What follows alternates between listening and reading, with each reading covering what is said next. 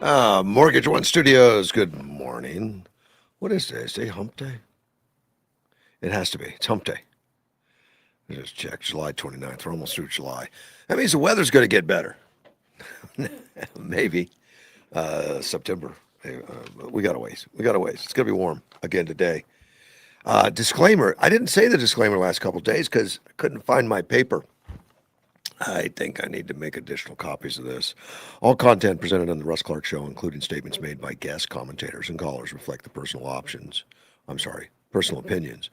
of those individuals and is provided for informational and entertainment purposes only. These views do not represent the official position of Mortgage One Studios, its owners, employees, affiliates, or partners.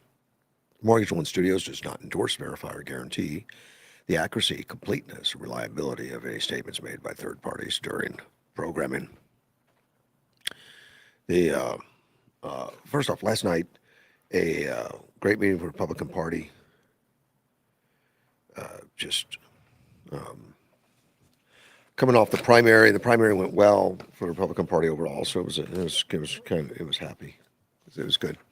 Senator Tim Dunn was there and spoke a little bit, not about his election as much as the governor's election and how important it is. And we'll be talking a lot about that leading up to election.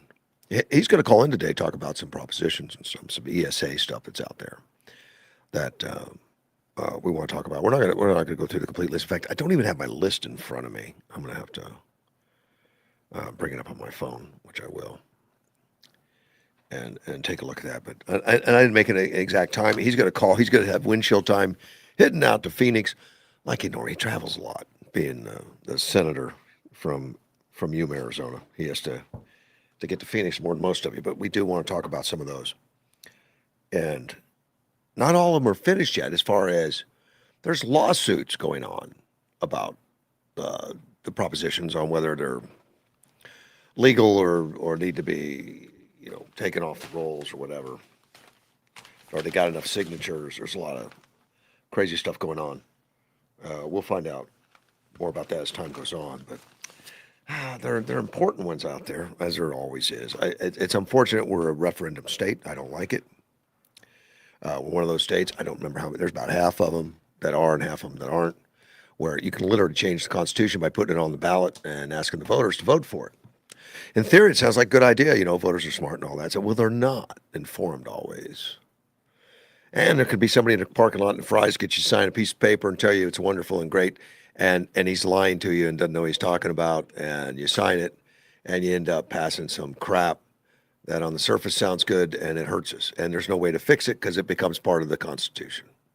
And you can't go in legislatively and say, let's tweak it. Can't do it.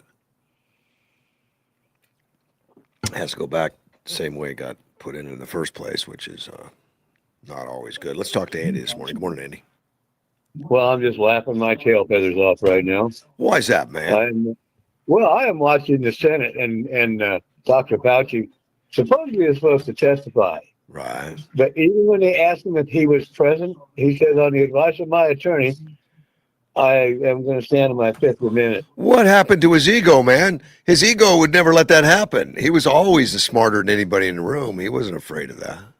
Well, yeah, and he said it right, because they gave him 5 minutes to make a statement. And it took him about a minute and nothing. And he got to the point where he says, and I'm not going to answer any of your questions. That's because he's so deep into it right now. He can't do anything to help himself, only hurt himself more. So he should have it. He should have a tape recording that he preaches his Fifth Amendment, because everything he's asked, no matter what's going on, is I'm going to have to stand on my Fifth Amendment. I'm going to just. Well, he knows he's not as smart as he thinks he is. At least he used to be able to answer everything. He lied for years. Well, of course. And so now he's at the point he can't. He's 85 years old. 85. And if I was, I would just go ahead and get him for contempt and let him sit in the cooler at the Capitol building for about 8 hours, and then start all over. No matter what he says, he's in trouble. Well, did you read anything from his diary that got put out there and all his writings and stuff? He's an arrogant, crazy guy. No, why would I? He's got the little guy syndrome. Oh, but man. And he was in tight with the press and then he just lied constantly. You know, when he would call these governors, tell them to cancel schools, and then he'd go on the air and say, "I never said to cancel schools. It's not me." He's horrible. Trump was on to him early. Trump wrote some statements about it, but yeah. He also sent an email, excuse me, to one of his aides, and at the end of the email, he says, "Please delete this as soon as you read it." You know, Right. well, that was done on a government phone. Yep. That's against law, and they broke the law right there. I've heard a lot of that, and they got some of his personal stuff too. That got turned over because they subpoenaed everything, his personal writings and everything. Man, he's crazy arrogant, and he didn't care how many people died. I don't think. I mean, the only person talking right now is, you know, Dr. Rand Paul, and he's just got that determined look. I'm going to keep asking. You can keep saying on the advice of my attorney, and that's what he just said. It's funny as heck. Yeah, but Rand Paul's putting it in the record. Oh God, yeah. I don't know what good that's going to do. I don't know. Maybe not. But the left and the left press loved him like he was a rock star because he didn't like Trump. Yeah. Well, he was a good bullshitter. Yeah, he is. I mean, that's what it was. He is. Well, he's really good. I didn't even know it was on this early in the morning. So they must have started at 9 o'clock. Well, they actually started doing the prelogue right at 8:30 because they'd be 5:30 our time. Yeah. And then they went straight through it when they did the opening statements from the senators, and then they went right to him. So like it's only what 6:06 right now, and they started a good 30 minutes ago. But I figured I'd give you a good laugh in the morning. I'm surprised that he's doing the fifth actually, because you know his ego is such he thought he could control everything, and he didn't ever hesitate to go on these hearings and lie and do whatever, like he was untouchable. He was Teflon. Well, the thing is he's been advised by his attorney, I'm sure that no matter what he says in this hearing, because he has his immunity, that immunity will be blown. And that was one thing Rand Paul asked. You know, are you rejecting your immunity given to you by President Biden? And that's when he said, "I am," on the advice of my attorney. You know, just over and over again. He should have a tape recorder right there, and just push play and have it on auto repeat. Well, there is a case to be made, and I've heard of, been mentioned before, that if you're under immunity and you have no fear of prosecution, you can't claim the fifth. No, you have to answer the questions. Well, they can't do anything. Apparently his lawyer feels differently. I don't know the law. I've heard that stated. Whether it's true or not, I don't know. But and then there's also a question that what he does today is not covered. So if he does something to incriminate himself today, that is, he could get in trouble too. I don't know. He's in a bad place. Well, and what was funny, as soon as after he said that, he started out saying it. Rand Paul said, "Well, there's a folder right beside you that explains to you what's going to happen or what can happen if you refuse to testify." Right. And that's a 5-year felony. Well, I guess that's the case made that, well, you got immunity, you can't claim the fifth, because the fifth can be claimed because you fear prosecution or whatever. Right. Self-incrimination. You can't incriminate yourself if you've already been pardoned. Wow. I don't know where it goes from there. I have no idea. I think what they're trying to get it squared away where they can revoke his pardon and go back to auto pen, is what I was hearing yesterday on my way back from Tucson. But they were going to go ahead, and Trump's going to try and get rid of the whole anything signed by the auto pen. Even his son's pardon was signed by the auto pen. I'd be curious how that goes, because so was Biden even conscious at that time? They say he was conscious. I don't. He obviously has lost a few steps, but I don't think he was capable of doing the job. But we kept him in there for some reason. We kept him in. I'm gonna do my civil duty right now to give people in Yuma a little warning. A friend of mine right now is in extremely intensive care. He had a heat stroke out riding his motorcycle on Friday, and then they put him in the hospital. They had him, under for a couple of days, and as soon as he woke up out of that, then he had a massive stroke. Oh my goodness. 50 years old. He just turned 50. 50's a young man, Oh, yeah. And I mean, I've been in and out for heat prostration. Go to the hospital, get some IV bags, squeeze it, go back to work the next day. Yeah. But I'm not supposed to be out working in the heat, anyways. I'm too damn old now.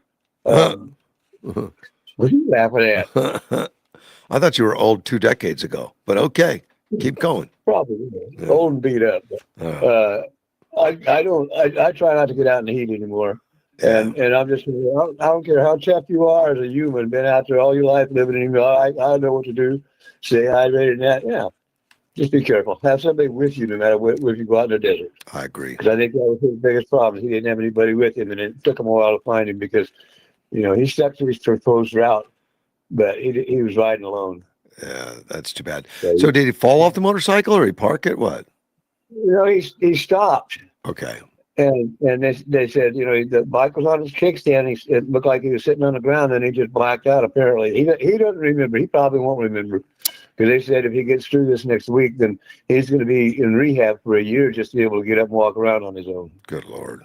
Yeah, we'll pray for him. So it's one of those deals. He's cooked. But anyways, I thought you'd get a good laugh about Fauci. Just I stand on my Fifth Amendment according to what my attorney tells me, because he knows he's in trouble. And now I think he's in worse trouble. We'll see what happens. I'll keep you posted, buddy. Appreciate it. Thanks, man. Take care. Bye-bye. It was Mr. Andy. Yeah, be careful out in that heat.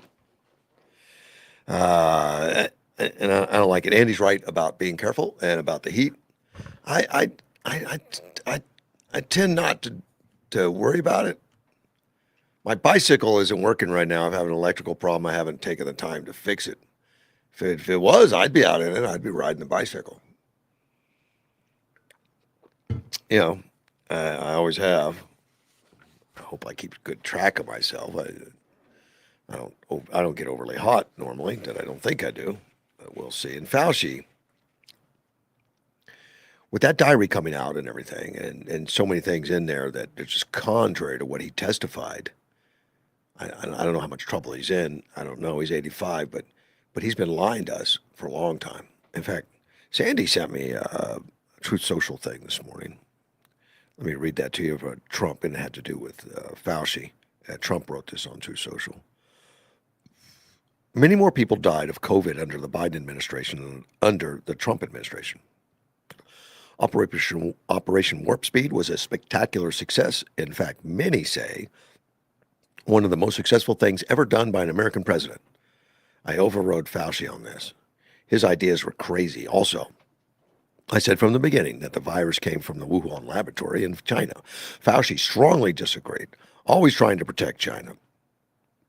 I inherited Fauci, who was there since 1980s, but with each passing day relied less and less on him. He made too many bad calls, like on mask. Let me get back to that. I got Gilbert calling. It's on my phone. I can't read it. Good morning, Gilbert. I've been watching the diaries. Yeah. Last night, this morning. Uh-huh. And, all that's on that diary. And 90 million people died across the world. Yeah. From COVID. Right. What are they going to pin on this guy? I mean, we don't even know who did that auto pin. Could have been Fauci's friends that were in the White House at the time. Yeah. Was it Biden? We don't know. But what can they do to this guy? I know sending him to prison would be what I'd like. I really like. But what I'd really like is all his money that he's earned from this be taken away. He was making a lot of money on it. I mean, he owned a lot of stuff. Yes. That benefited from his actions. Yes. Exactly. A benefit. And listening to his diary, when he was caught, it was about saving scientific intelligence. In other words, a lot of scientists were involved with him. There was a bunch of scientists that got together to write up that report about COVID in the interest of saving the image of scientists. Were you aware of that? It doesn't surprise me. I wasn't fully aware, but he controlled that because he controlled the money that went to Yeah. grants, the money that supported these scientists. So when he gets them in a room and says, sign the paper, what are they going to do? Exactly. They weren't So- independent scientists. They were under his thumb. Exactly. And they brought up again. I was talking to you. I was going off the wall yesterday about the media Uh-huh. and how the media covered it up. Yeah.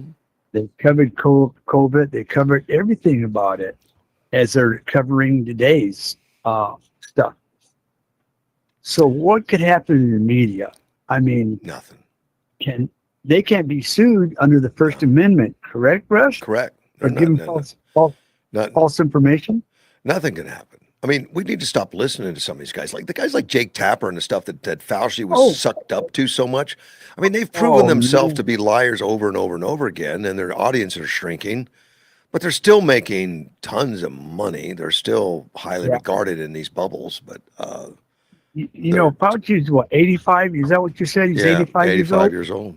Yeah, You know, to me, even if he's sent to prison, yeah, it would be under a federal prison. right. And you know how federal prisoners live in federal prisons, Well, especially with the statute that he has. yeah, well, depending on which one it is. I mean, he's obviously not like a murdering drug cartel guy that needs to be locked down for fear of him choking somebody out.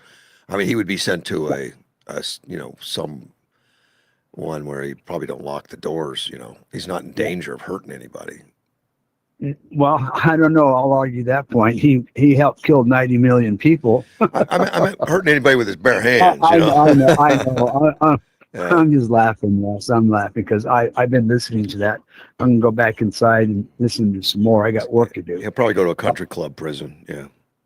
That's exactly what I'm saying. 3 hots in a cot, but he is gonna have cotton linen Yeah, and a yeah. blanket, a neck Yeah. blanket, and a fluff pillow. Yeah, I still wouldn't want to be there, man. It's still not the thing to do.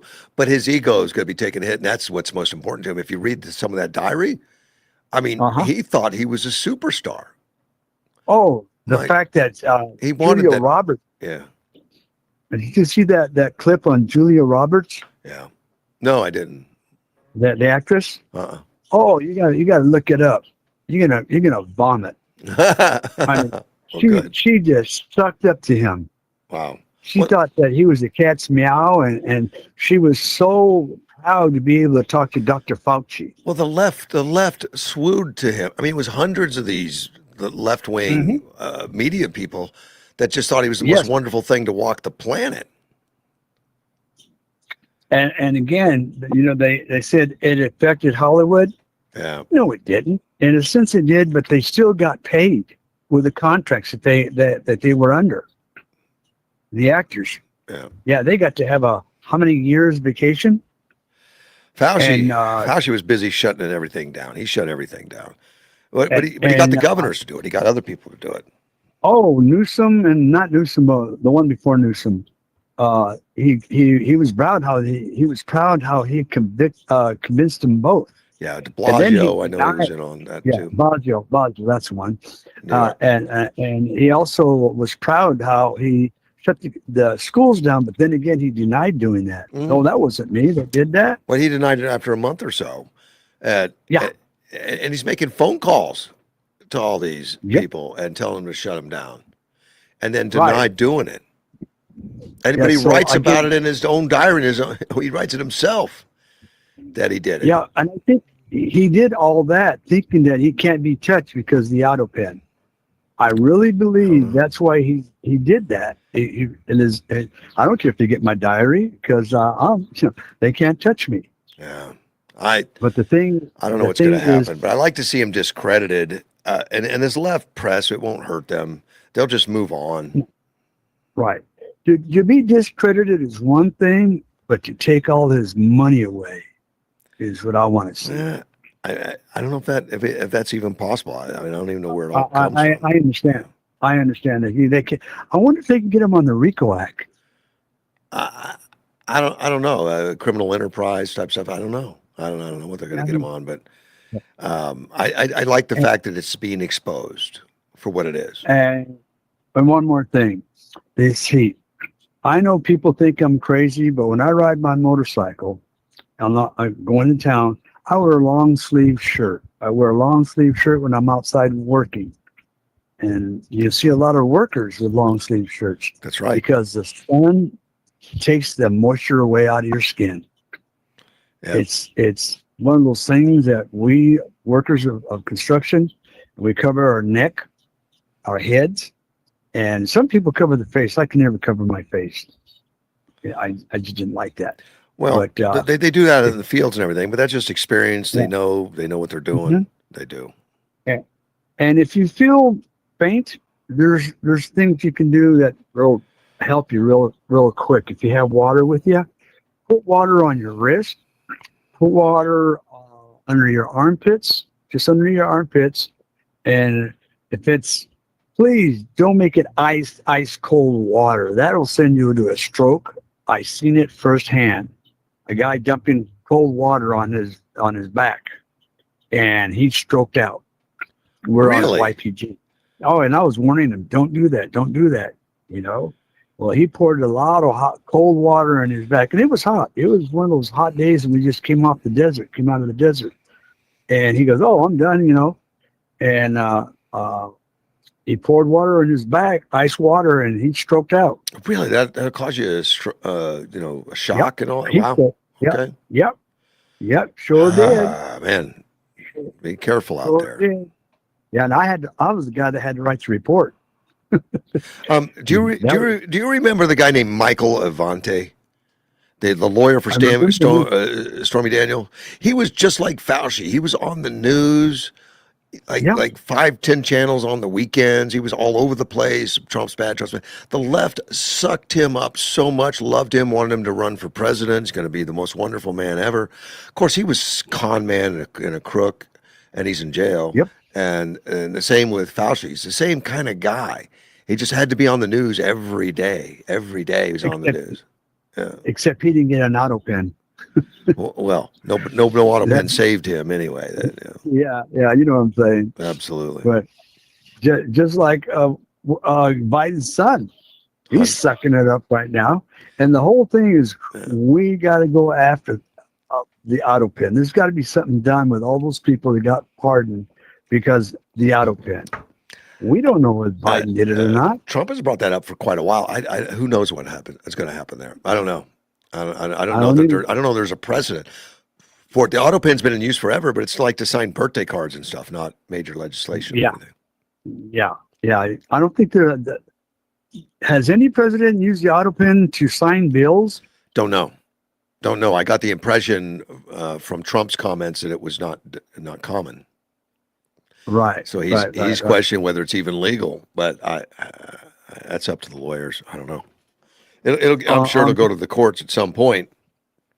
I don't know. Who knows what will happen? And now let's see what the action Jackson's going to be now that Iran decided to shoot at our bases in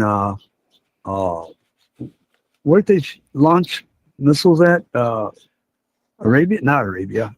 Saudi Arabia. I think some Saudi did. Arabia, Some did go to Saudi Arabia. Saudi Arabia has already attacked back and to some of the Iranian proxies that are in Iraq, which I didn't even know they had some in Iraq, but some of those missiles came out of Iraq, and Saudi Arabia is getting more engaged, and that's kind of an escalation. You know, Saudi doesn't want an escalation; they say they don't, but they're not going to put up with it. And all these proxies have been going crazy, and Saudi Arabia's gone in and cleaned up some stuff at the Houthis too. Yes. But it hasn't been large scale, but it's been there. And even though they're talking and Trump says, okay, we're going to talk again, as soon as they say that, they go ahead and send a few rockets just for like, I still want to show you I'll do what I want. It doesn't matter what you say. Right. You know, I don't know. And that's what we were talking about that last week when I said, so what if they go to the table for what?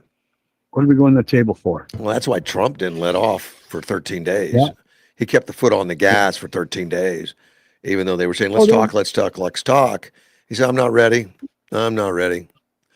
and then our Then Democrats. he let off, and they went in and said missiles anyway. These guys are schizophrenic, man. There's something else. One more thing before I go. Have you heard about the dolls that are wanted to take to the classroom? Oh yeah.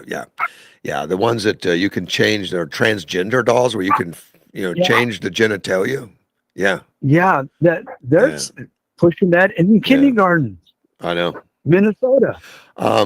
I saw some of that on Gutfield last night. Some of the comments on that. Yeah. And it was, I think it was Kat that did some research on it and found out there was some polling done on the acceptability of that.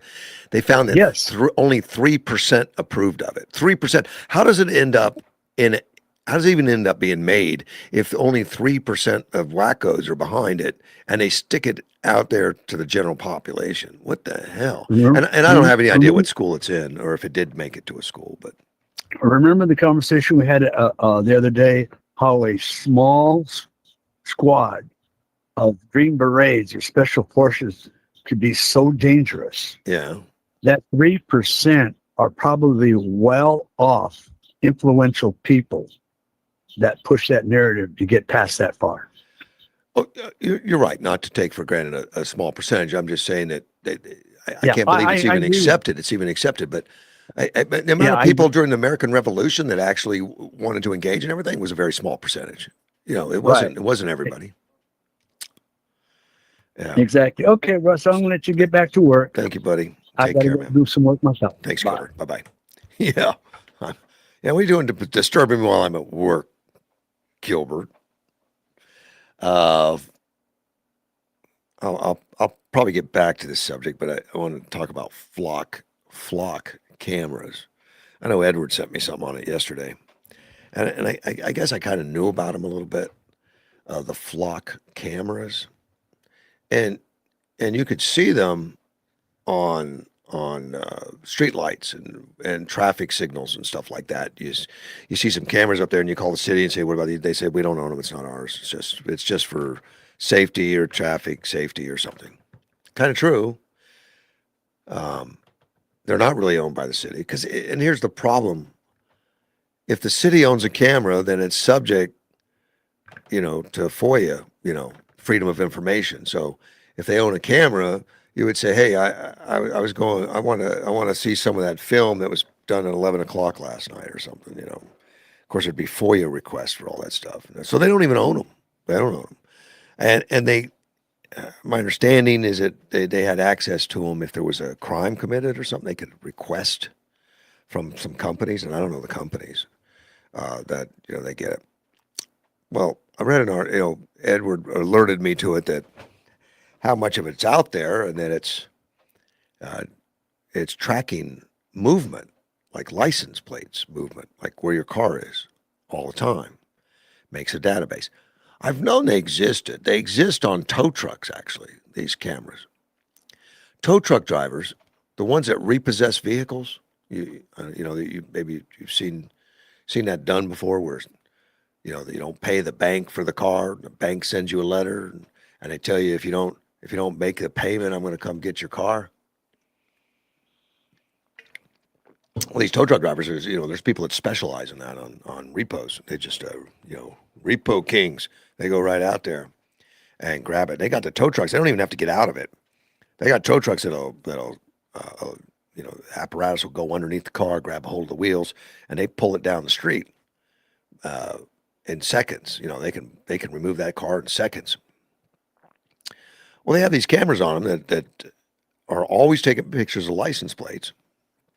And to see where the movement is, see where they park. They go through Walmart parking lot. They go, all over the place, just to find out habits. That way, if something pops up and they say this car with license plate such and such has a repo order, they can check the database. They know where it parks at night. That it's always at Walmart. That it's where it is during the day or whatever, because the cameras are keeping these digital records of your movement. Well, these types of cameras are also on street lights and on stop signals and everything, so they get a record of your habits, your driving habits, and where you are. So, of according to this article,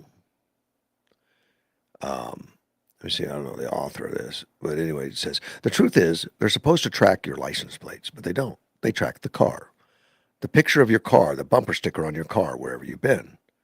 Do you have a cargo container on your roof? Do you have a bike rack? Do you have a dent? Do you have a scratch? All that's being tracked. Well, true. There's pictures. And it's not just one intersection, it's every intersection. And there's websites out there where you can look and see where they all are in Yuma.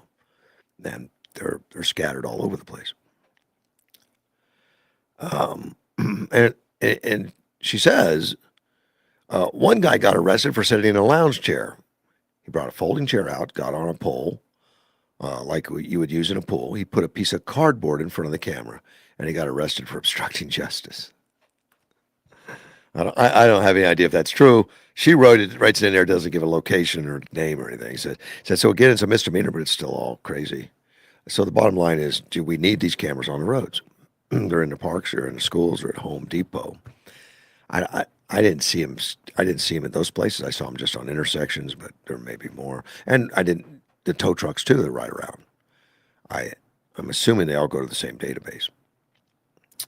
They're on every single FedEx truck. Doesn't surprise me. And don't worry, they'll just put. And then this is hyper. You know, she's just suggesting they could put them in school buses. And they're supposed to take pictures of that person. You get a ticket. And those are two different things. These flock cameras, they don't give you tickets. They're just keeping track of movement. There's other cameras out there for that. You got cameras that, famously in Phoenix, they put them in like a decade ago or so, and it was mailing tickets to people for speeding. So much outrage, they took them down. I mean, politically, it was a nightmare. So they took them down. They're back though. I mean, they eked them back in now. Let's see, the city of Los Angeles, we're going to cancel our contract. One of them said they're going to cancel our contract. We're going to go to another company called Axon because they felt like there was too many complaints at the cameras for some reason. So they gave it to a different company. And they've moved it to the next level. They've gone even farther. They're making contracts with people that have ended their flock camera system. They will be putting their cameras on every single light post, no permits, no requirements, just putting them on every post. That's about 450 million around the world. And they've been doing it. They've been putting the cameras out there everywhere, collecting data. They know your movement, they know where you are, they know where you're going. And, if you're parking in front of a house constantly, it's the first place they're going to go look when they say, we've got to repo or we got to go find you. They know where you park your car, I guess. Now, but my understanding is, cars are, cell phones are being tracked. We know that. Years ago, they did away with taking your battery out of the cell phone. Remember when you had a cell phone problem, you could take the battery out, or if the battery went bad, you could just put a new battery in your cell phone and keep on trucking. Well, now they don't. They seal the battery in there, and you can't take it out, and you can't disconnect the GPS either. They say it's for safety reasons. That way, if you do hit 911, they know where you are. So it's for safety, right? Maybe it's for surveillance, safety or surveillance, all the same thing. But you can't. If you want them not to know where your cell phone is, you can't turn it off. Even if you have the camera off, they can still track it. The battery's in there. Faraday bag, you can put it in a Faraday bag. Other than that, but they pretty much know where you are, where you're going. My understanding on the tow truck drivers, that they tie into the same database that the police have. The police they have the same cameras in their cars, by the way. The police, if you haven't done a ride along with the Yuma Police Department, I suggest doing it. It's actually entertaining and it's eye opening as to what you see through the policeman's eyes. I think it's good for the citizens to ride in those things. That's why they do it, to keep people informed and it's transparent about what they do. But there's a camera in the cars, so as they're riding along, that camera is constantly taking pictures of license plates wherever they are, and And if something pops up that a car's stolen or insurance or somebody's wanted for a felony or something or whatever, it'll just pop up and they can just go chase the car down real quick. In fact, when I was riding with a police officer a few years ago, he said, "Well, let's just ride around 8th Street, 8th Street." And I said, "Why 8th Street?" He said, "Well, it's a target-rich street. Apparently, on 8th Street, uh, he has good lucks with riding along and have things pop up that there's a outstanding warrant or something on one of those cars. So he was doing that." Going down there. He didn't find one that night. In fact, we got disrupted because he got a call that there was a shooting at the Dairy Queen on 32nd Street. So we went down 4th Avenue real fast. Fast as I've ever gone down. I'm a fast driver, but he beat me. He did more than I did. And, they respond quickly to that stuff. And it's really good to get an insight on what they look at and how they do it and the professionalism. I think the Yuma Police Department does a great job. I imagine if you're criminal, you would think differently, but they do. They do. But the cameras are out there. They know where you are. The telephone is being tracked. The car's being tracked. You haven't got a chance. You can't get away. They know where you are. Oh, let me get back. Gilbert interrupted me, which is fine, Gilbert. I don't care. When I was reading the comments from Donald Trump on Fauci, and I'm just going to start that over. Many more people died under COVID under the Biden administration than under the Trump administration. Operation Warp Speed was a spectacular success. In fact, many say one of the most successful things ever done by an American president. I overrode Fauci on this. His ideas were crazy. Also, I said from the beginning that the virus came from the Wuhan laboratory in China. Fauci strongly disagreed, always trying to protect China. I inherited Fauci, who was there since the 1980s. But with each passing day, relied less and less on him. He made too many bad calls, like on mask. Remember at the beginning, he was an anti-masker? Then he switched to a super masker. In any event, I didn't let him shut the country down. Although he wanted to. I went the Federalist way and let the governors decide. The Republican governors did a much better job than the Democrats. Fauci was largely taken out of play. And then along came Sleep-It Joe Biden, who made Fauci a king. I called Biden to tell him Fauci was no good, either didn't have a clue or was dishonest. The call was well received, but sadly not acted on. Biden went on to give Fauci a vast, destructive power. The rest is history. President TJT. Yeah, Fauci writes about Trump in his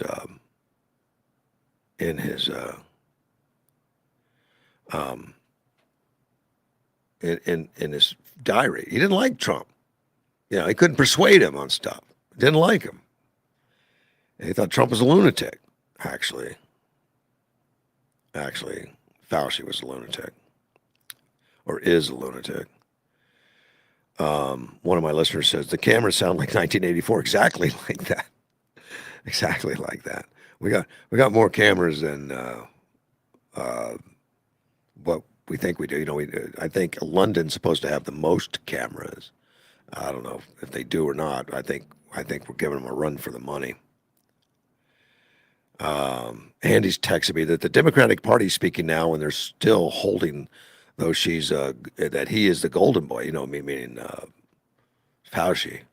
They're blaming Trump's effort to clean up the medical industry, and that's why all their children are dying of mumps. Really? Yeah, keep sticking with that stuff. Obviously, whoever that Democrat is didn't read Fauci's diary. Maybe you should. Maybe you should read it. Or at least the excerpts from it. And Rand Paul put that together. And he's been on Fauci's case since day one. I mean, he understood who Fauci was before the rest of us. He knew. The other day at the dinner, the media thing for the Washington media,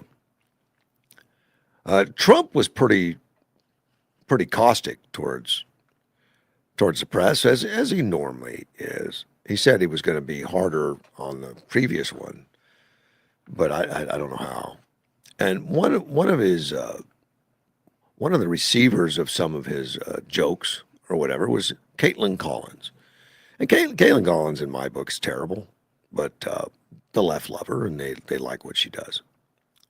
And they award her, they gave her an award there for being the best at something. I can't remember exactly what it was, but she got an award. And Trump's face was just, smirky. Like, really? Well, then he got to verbalize. He says, but I want to be personally congratulate CNN Caitlin Collins on receiving her award. It was all about me. It was fake. She shouldn't get the award. It was fake. Now, keep in mind, he's doing this at the event on the microphone. She said she shouldn't get the award. It was a fake. But I don't mind. I said, Caitlin, congratulations. But it was fake. There's no question about it. But she's a young, attractive woman. She never smiles. I said, Caitlin, do you have a smile? Smile. You have a nice position. You're at a CNN fake news. You should be a happy person. So smile, Caitlin. I thought Caitlin had really made it big with a major new sponsorship. But then I informed her that it wasn't her on the Bud Light can. It was Dylan Mulvaney. Now, I mean, that fell to a silent room. Now, famously, the Bud Light can had a guy named Dylan Mulvaney who was a trans. So he was playing the role of a woman, dressed like a woman, and amazingly, he has some of the same features as Caitlin Collins. Yeah, there's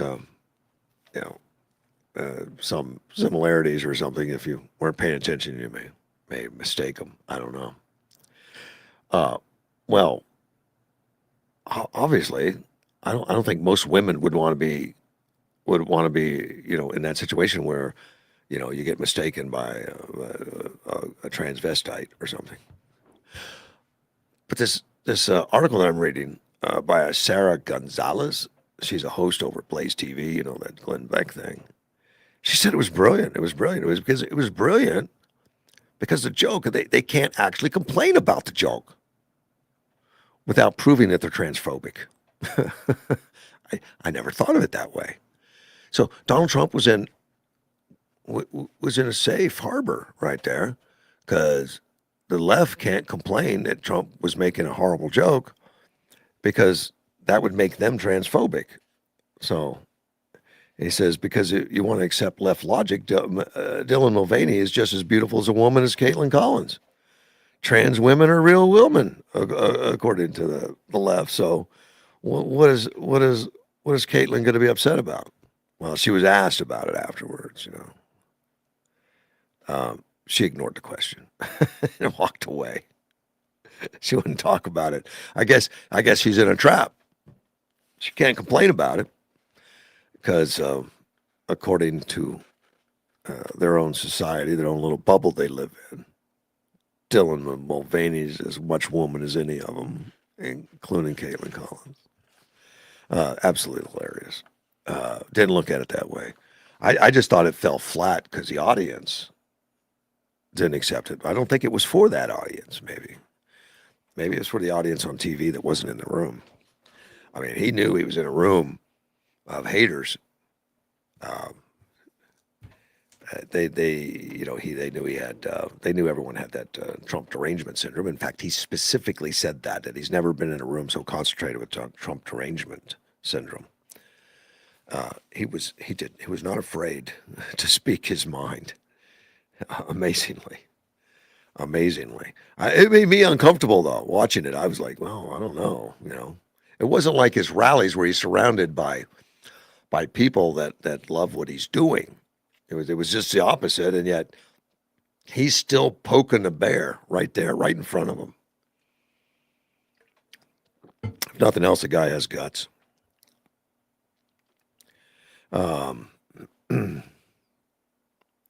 Wait a minute.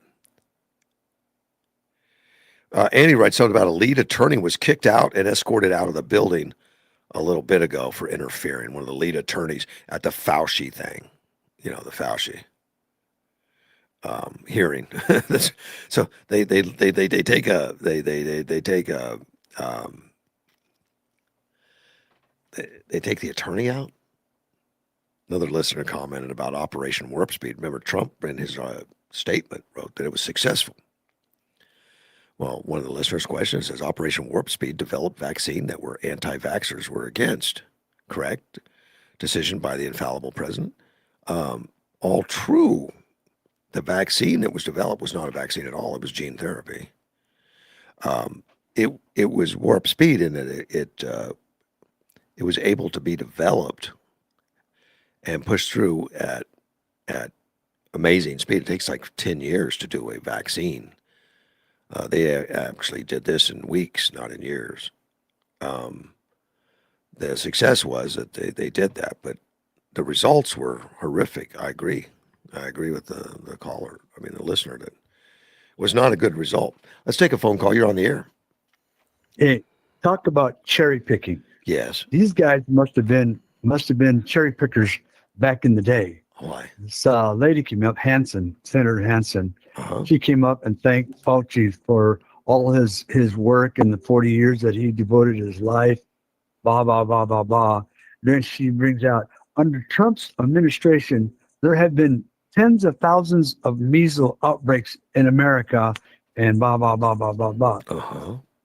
Yeah, but she failed to say, could this have happened because of all the illegal immigrants that came into America with open borders?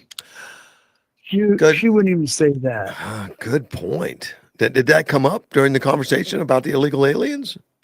No, she wouldn't. She didn't bring that up, but she brought up all the measles cases that have come across America under Trump's administration, and she slammed Kennedy, Robert Kennedy Jr. She slammed the Republicans. Yeah, and this is about Fauci, so they want to attack Trump. Yeah, and the thing is, she brought all this crap up, but never asked Fauci a question. Yeah, so it was just a platform to make a statement. Right, and he's invoked the Fifth Amendment 4 times already. Well, it's just beginning. Yeah. Anyway, I thought I'd just let you know these guys were harvesters. They must have been harvesters back in the day because they're cherry picking. Yeah. Okay. Cherry pickers. And I believe that they probably asked AI, how can I ask this question? And AI gave them all the information. Maybe. All right. I'll catch you later. Thank you, sir. That was Mr. Gilbert. So I guess it's going to be entertaining. Well, I asked AI. In fact, I didn't ask AI. I asked Google about the illegals. Did they cause the outbreak of measles? I don't know if anyone's written on that. I can't get an answer. Maybe it doesn't want to. Maybe there's nothing out there. Let me try Grok. Yeah, I have not used AI that much. I guess I didn't understand its power and what it can do, and I still don't. I need to take some classes on it and find out how I could use it in my daily life.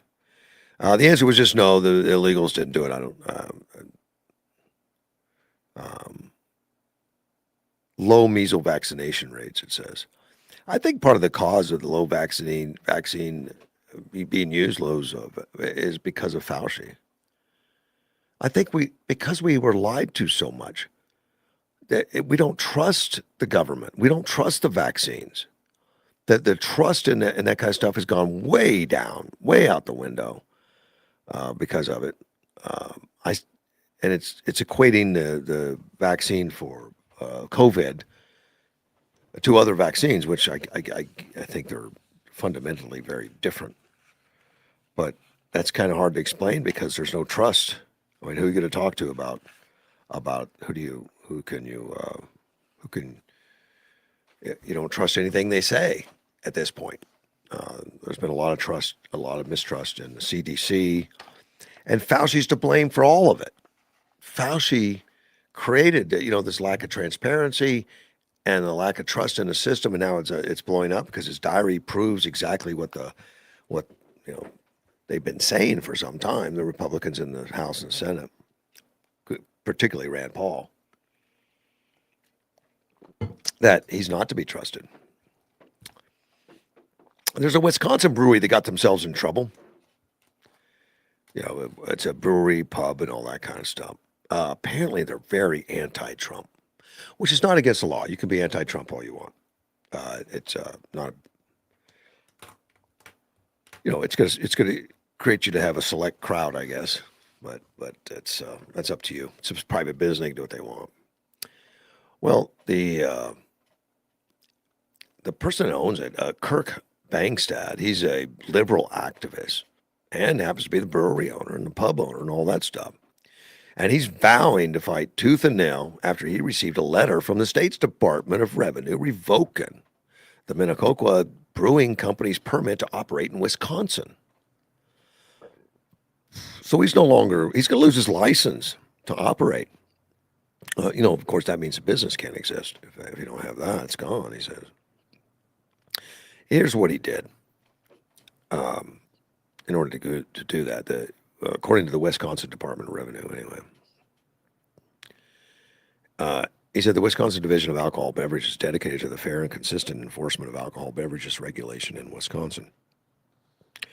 Yeah, that sounds like a standard opener from the Public Relations Department. The division is required to follow and implement state law, including ensuring permit holders and licenses follow all applicable laws and regulations. The division takes appropriate actions when these laws are not followed.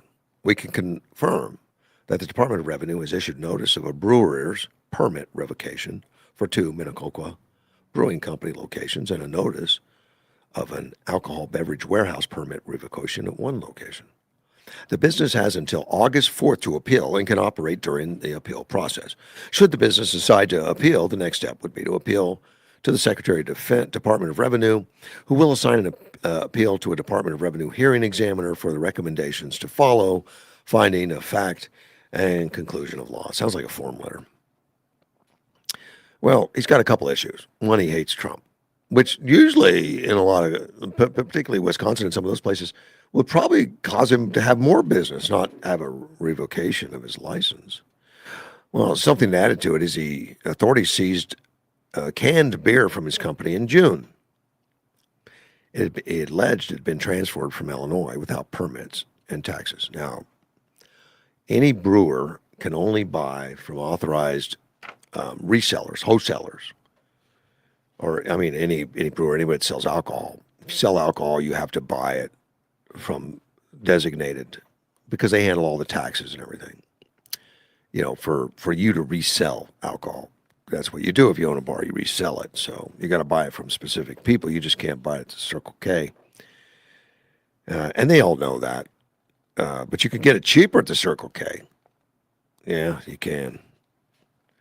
And my daughter, as you know, worked with Texas Roadhouse. And at times, she wouldn't put her alcohol order in time, and they'd be short on something important, like tequila, because, for margaritas.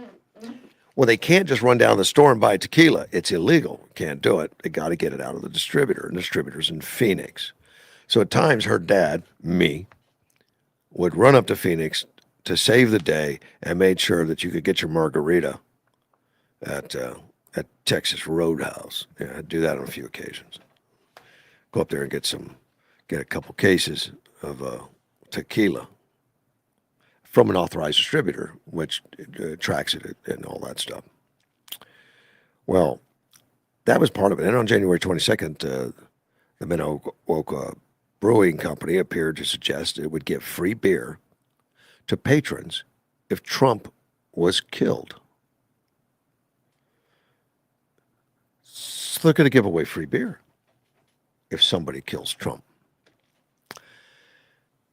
That should result in more than, some scrutiny beyond just losing your liquor license. And what it was, apparently they didn't do it explicitly by name. But it says free beer all day long if the day he dies. And then they also wrote, show us the post when it happens in a few months, and we'll make good on that promise. And that wasn't the end of it.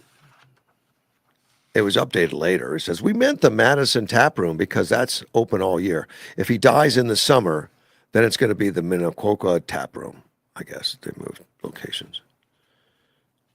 And they didn't say Trump's name. They just said he, but they answering some other text that said Trump, I guess. Did not refer to Trump by name, but said that the Post hinted at a high-profile figure when asked whether the timeline for the deal could be moved up earlier. Well, that's up to you and your ability to act like an agent. And then following the April shooting at the White House Correspondent Dinner, where Trump was president, the company, this guy wrote on Facebook, well, we almost got a free beer today. Either a brother or sister in the resistance needs to work on their marksmanship, or he faked another assassination to get positive news cycle.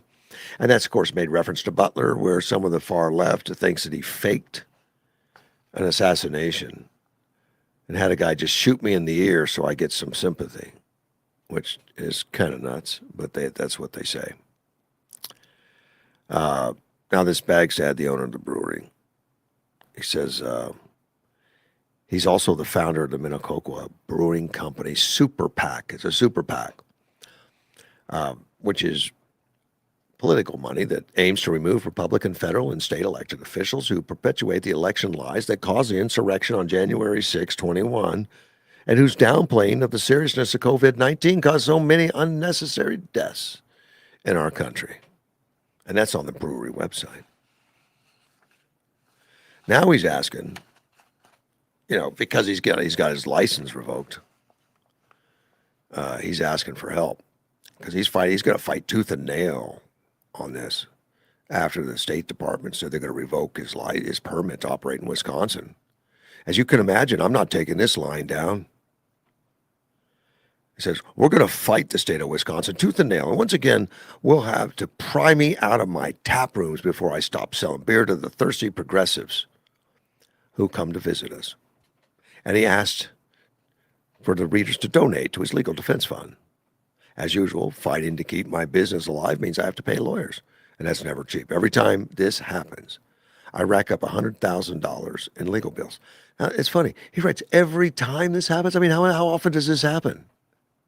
Hundreds of thousands in legal bills, even before we see the judge. If you can help, if you can chip into the Minnequoka Company Legal Defense Fund, I'd really appreciate it. I'm not sending him anything. It's unbelievable to offer free beer. And you don't even have to shoot the president. You just have to celebrate it with him. That's disgusting and sad. I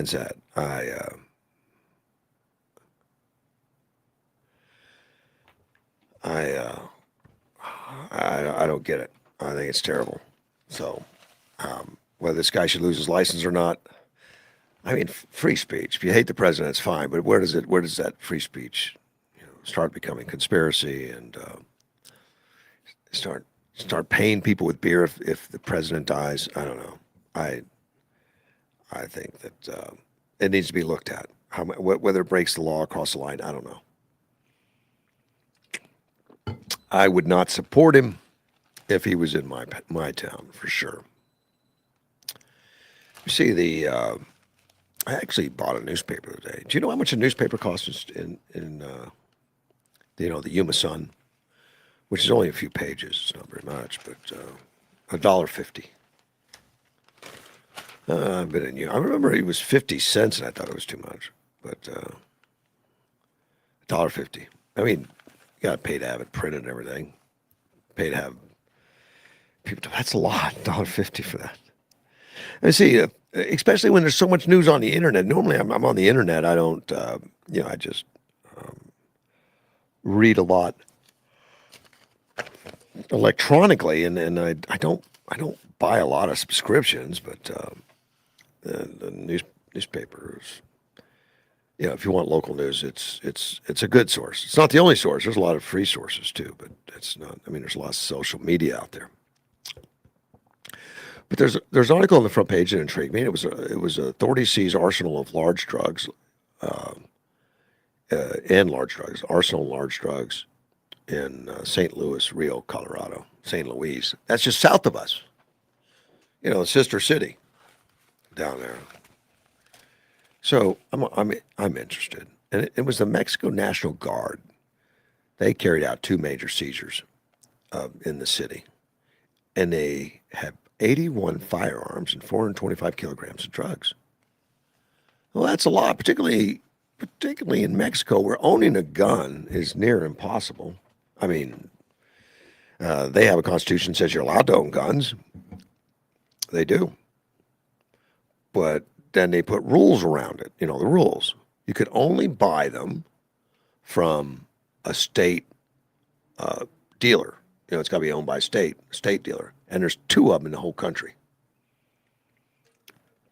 Used to be one, but I understand it was updated to two. And down in Mexico City, you got to go there. You got to wait a long time to get your gun delivered and all that. You can only buy a caliber that's not used by the military. So you're not going to get the type of guns that they just seized. Those aren't going to be available, machine guns and all that. And they got machine guns and long guns and, military style guns, which we can buy in the United States. Buy a gun in the United States, no problem. Not down in Mexico, even though they do have a constitution that allows them to be a gun owner, but it's a joke. And then you can't travel with it. It's got to stay on your house and all that kind of stuff. It's just kind of ridiculous. But it's what they've come up with to make their place safer. Good gun laws make it safer. Not really. It just gives the criminals the monopoly on having the illegal guns because they're the ones that have them. Honest people don't. July 23rd, the authorities executed a search warrant in San Luis, and they've got all the guns, 128 magazines, more than 274,000 rounds of ammunition. They got more than that over at Sprague's. They also recovered a 2025 Jeep Cherokee stolen in Arizona. So it looks like somebody in Yuma lost a Jeep. They've been placed under the custody of the Mexican Attorney General, which makes me think they're driving the Jeep now. Most significant weapons confiscated in the region in recent months. They had people from the Mexican Navy, the Sonora State Police, the Unified Police Command. So it was a big raid, and there's pictures of it. But it's really an arsenal. It looked like a big deal. Well, 406 kilograms of methamphetamine hidden inside 29 bags labeled as fertilizer, along with 19 kilograms of fentanyl packaged in 6 bundles. Did not specify the shipment's intended destination. The truck and its driver were turned over to the Attorney General's office for further investigation. So good for them for doing that. Then there was a story, let me see, that here in the United States, that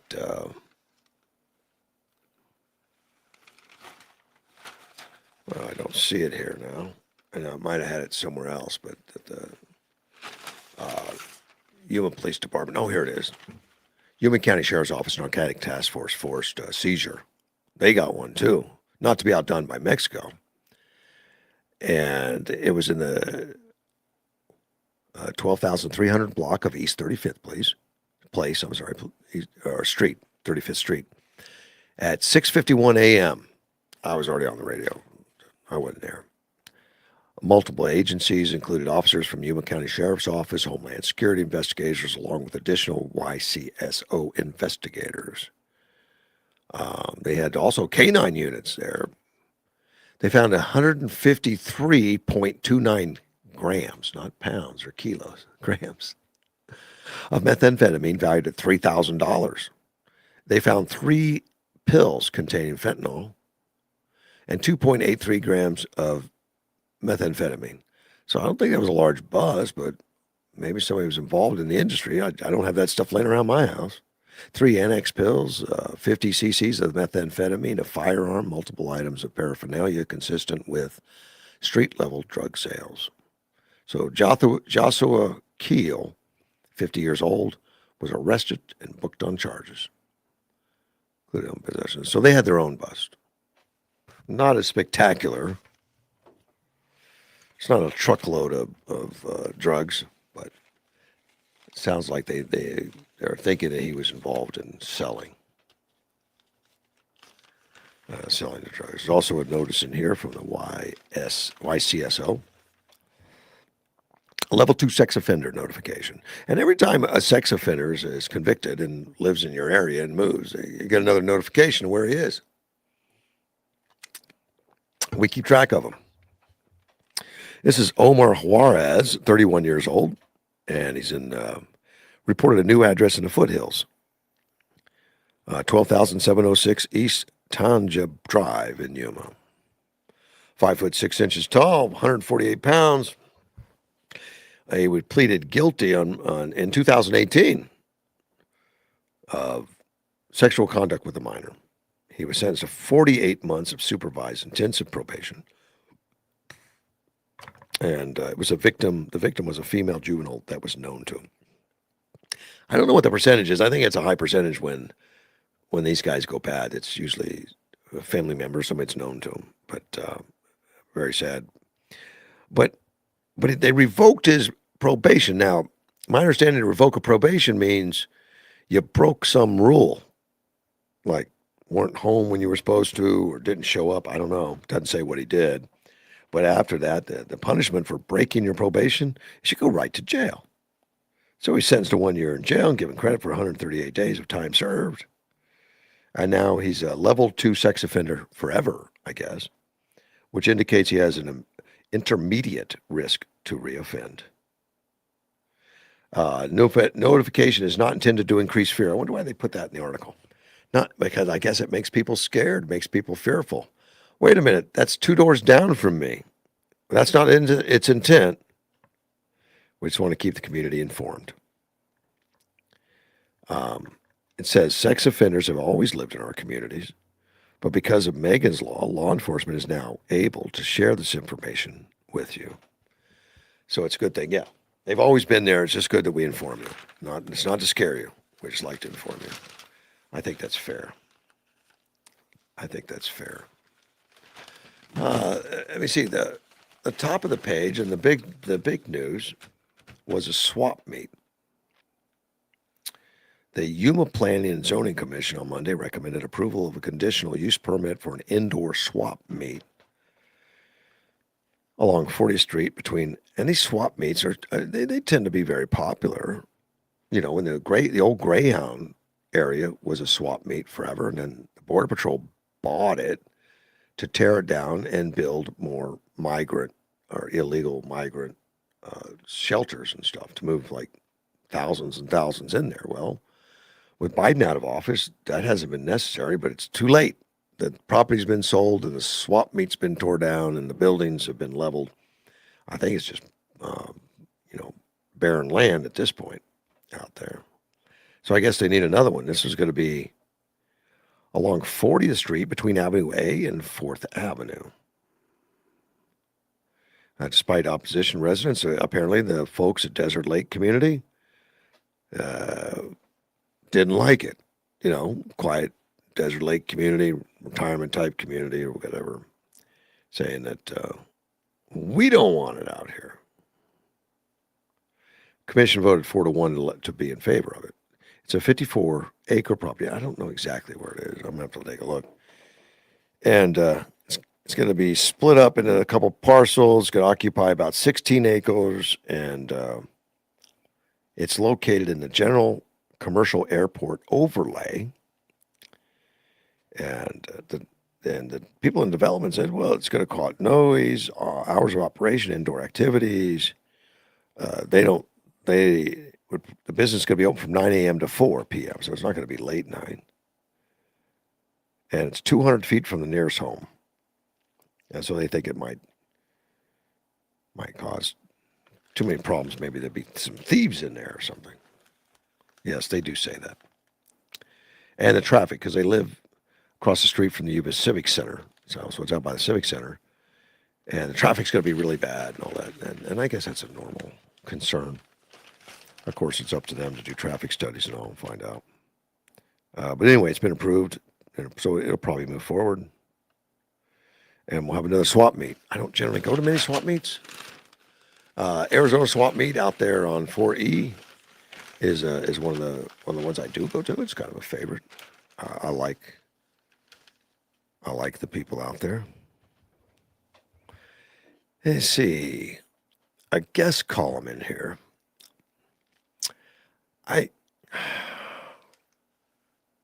In the newspaper. The founders warned us, so did the Bible. So I was interested. Like, what did the founders warn us of in the Bible? And he wants to talk about Donald Trump, obviously. They warned us about Donald Trump. The Bible did. And so did the founders. Well, he starts off the article with when Donald Trump lingered on stage after the World Cup, which is absolutely true. He did. He didn't want to leave. He liked being on stage. There's no question. And it mentioned that, they finally ushered him off. So the team could enjoy this, celebrate. They could celebrate. I guess you couldn't do that with Trump on the podium or whatever, but Trump did. And it says Trump was repeatedly suggested he deserved more time in office. And that's where it comes down to, is that Trump has said from time, he even said at the Correspondents' Dinner, that he's going to run again in 28. Well, that's obviously to get their goat a little bit and to poke them a little bit, because something in the Constitution says you can't do that. Yeah, can't do it. But I'd say it's in the Constitution. It wasn't with the founding fathers. It was an amendment. And after we had a president do more than that, they decided we can't do that. You're term limited. So so it's in the Constitution, but it's not original. It's amendment. It was amended. Well, it goes on about this, about, that's causing people to be upset. That about these elections, federal elections administered primarily by the state, not the White House. So they're going on explaining about, well, you just can't do that because of this and that. Well, of course we know that. Trump knows that. But he'll wear a hat in a minute that says Trump 28 or something. Yeah. He wrote the Federalist number 51, James Madison, argued government must be designed because if men were angels, no government would be necessary. The Constitution was built on skepticism about concentrated power. Yes, it was. The whole idea of the Constitution is to control the power of government. Government is very powerful, and it can hurt us, just like fire can hurt us. So we need to control it. You need to make sure it stays in its confines.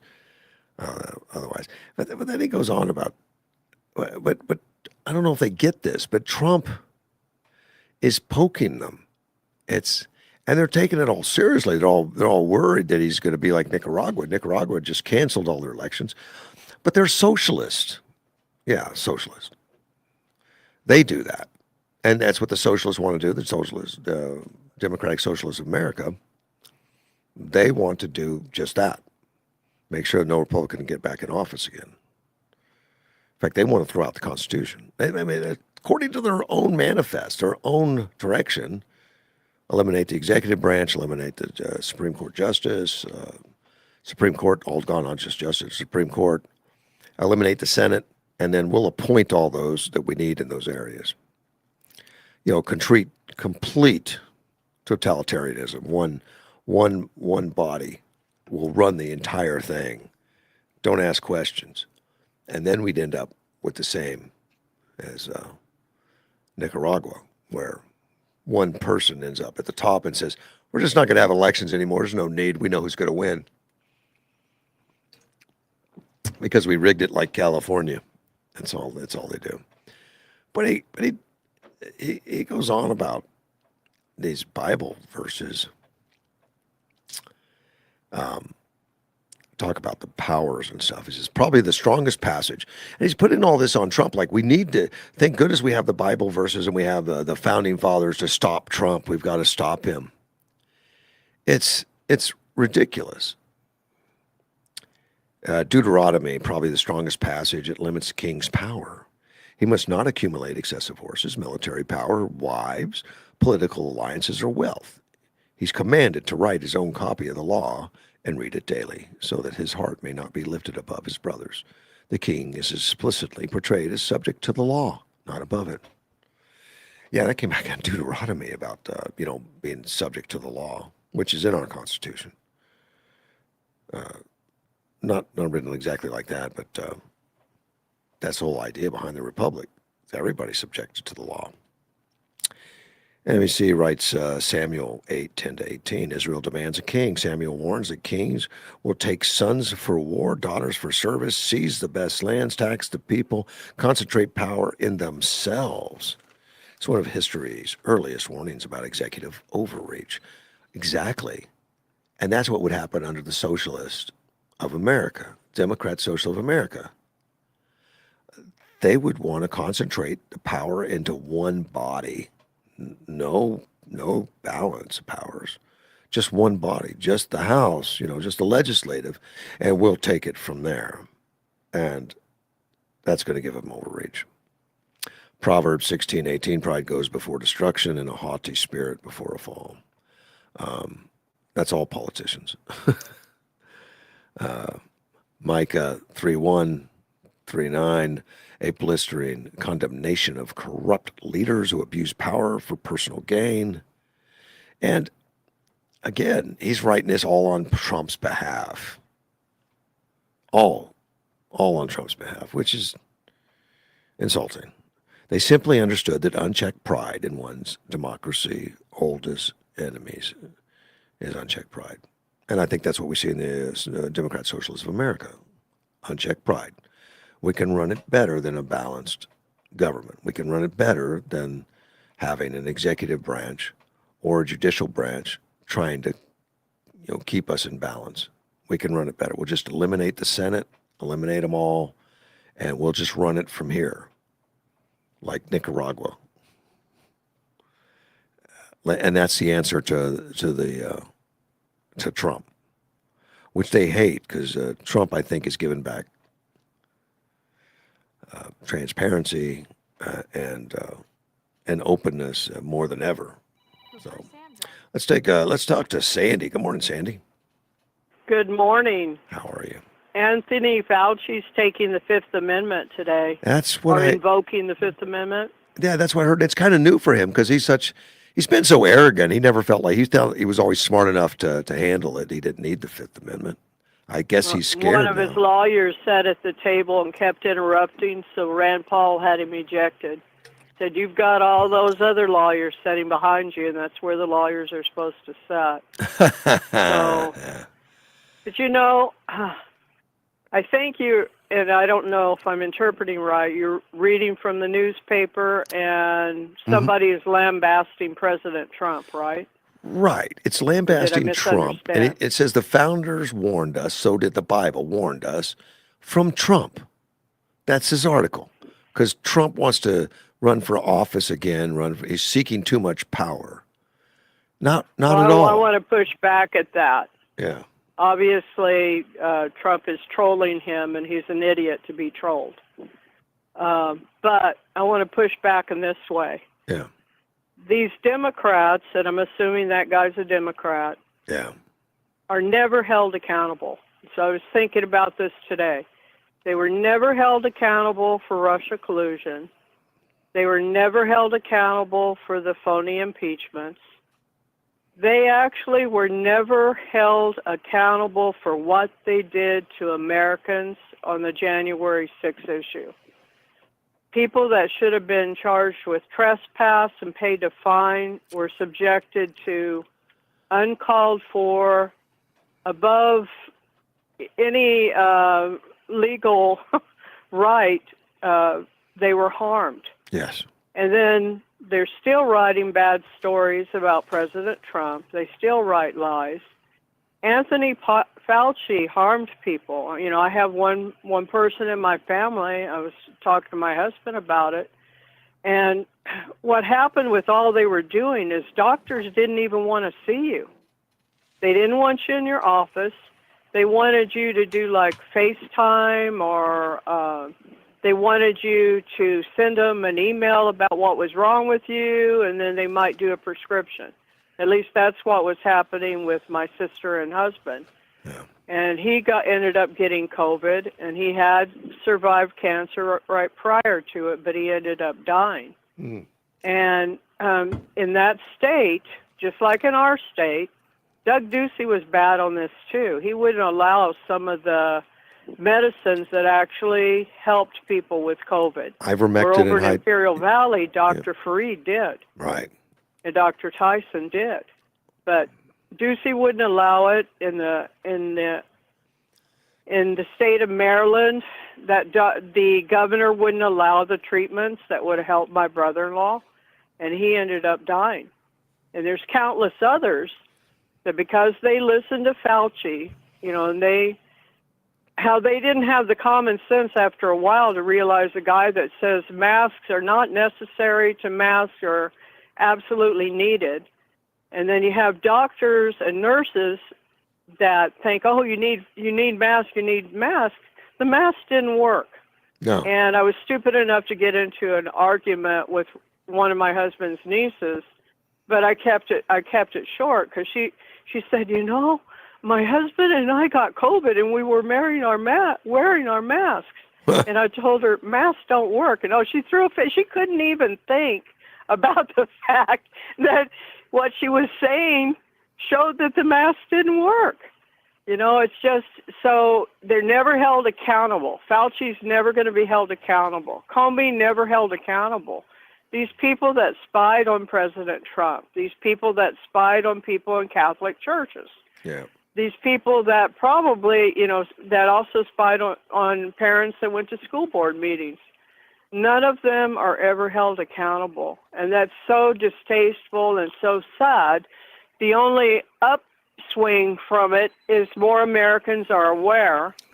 And I think that's really what helped get President Trump elected again, because people started seeing, this is not right.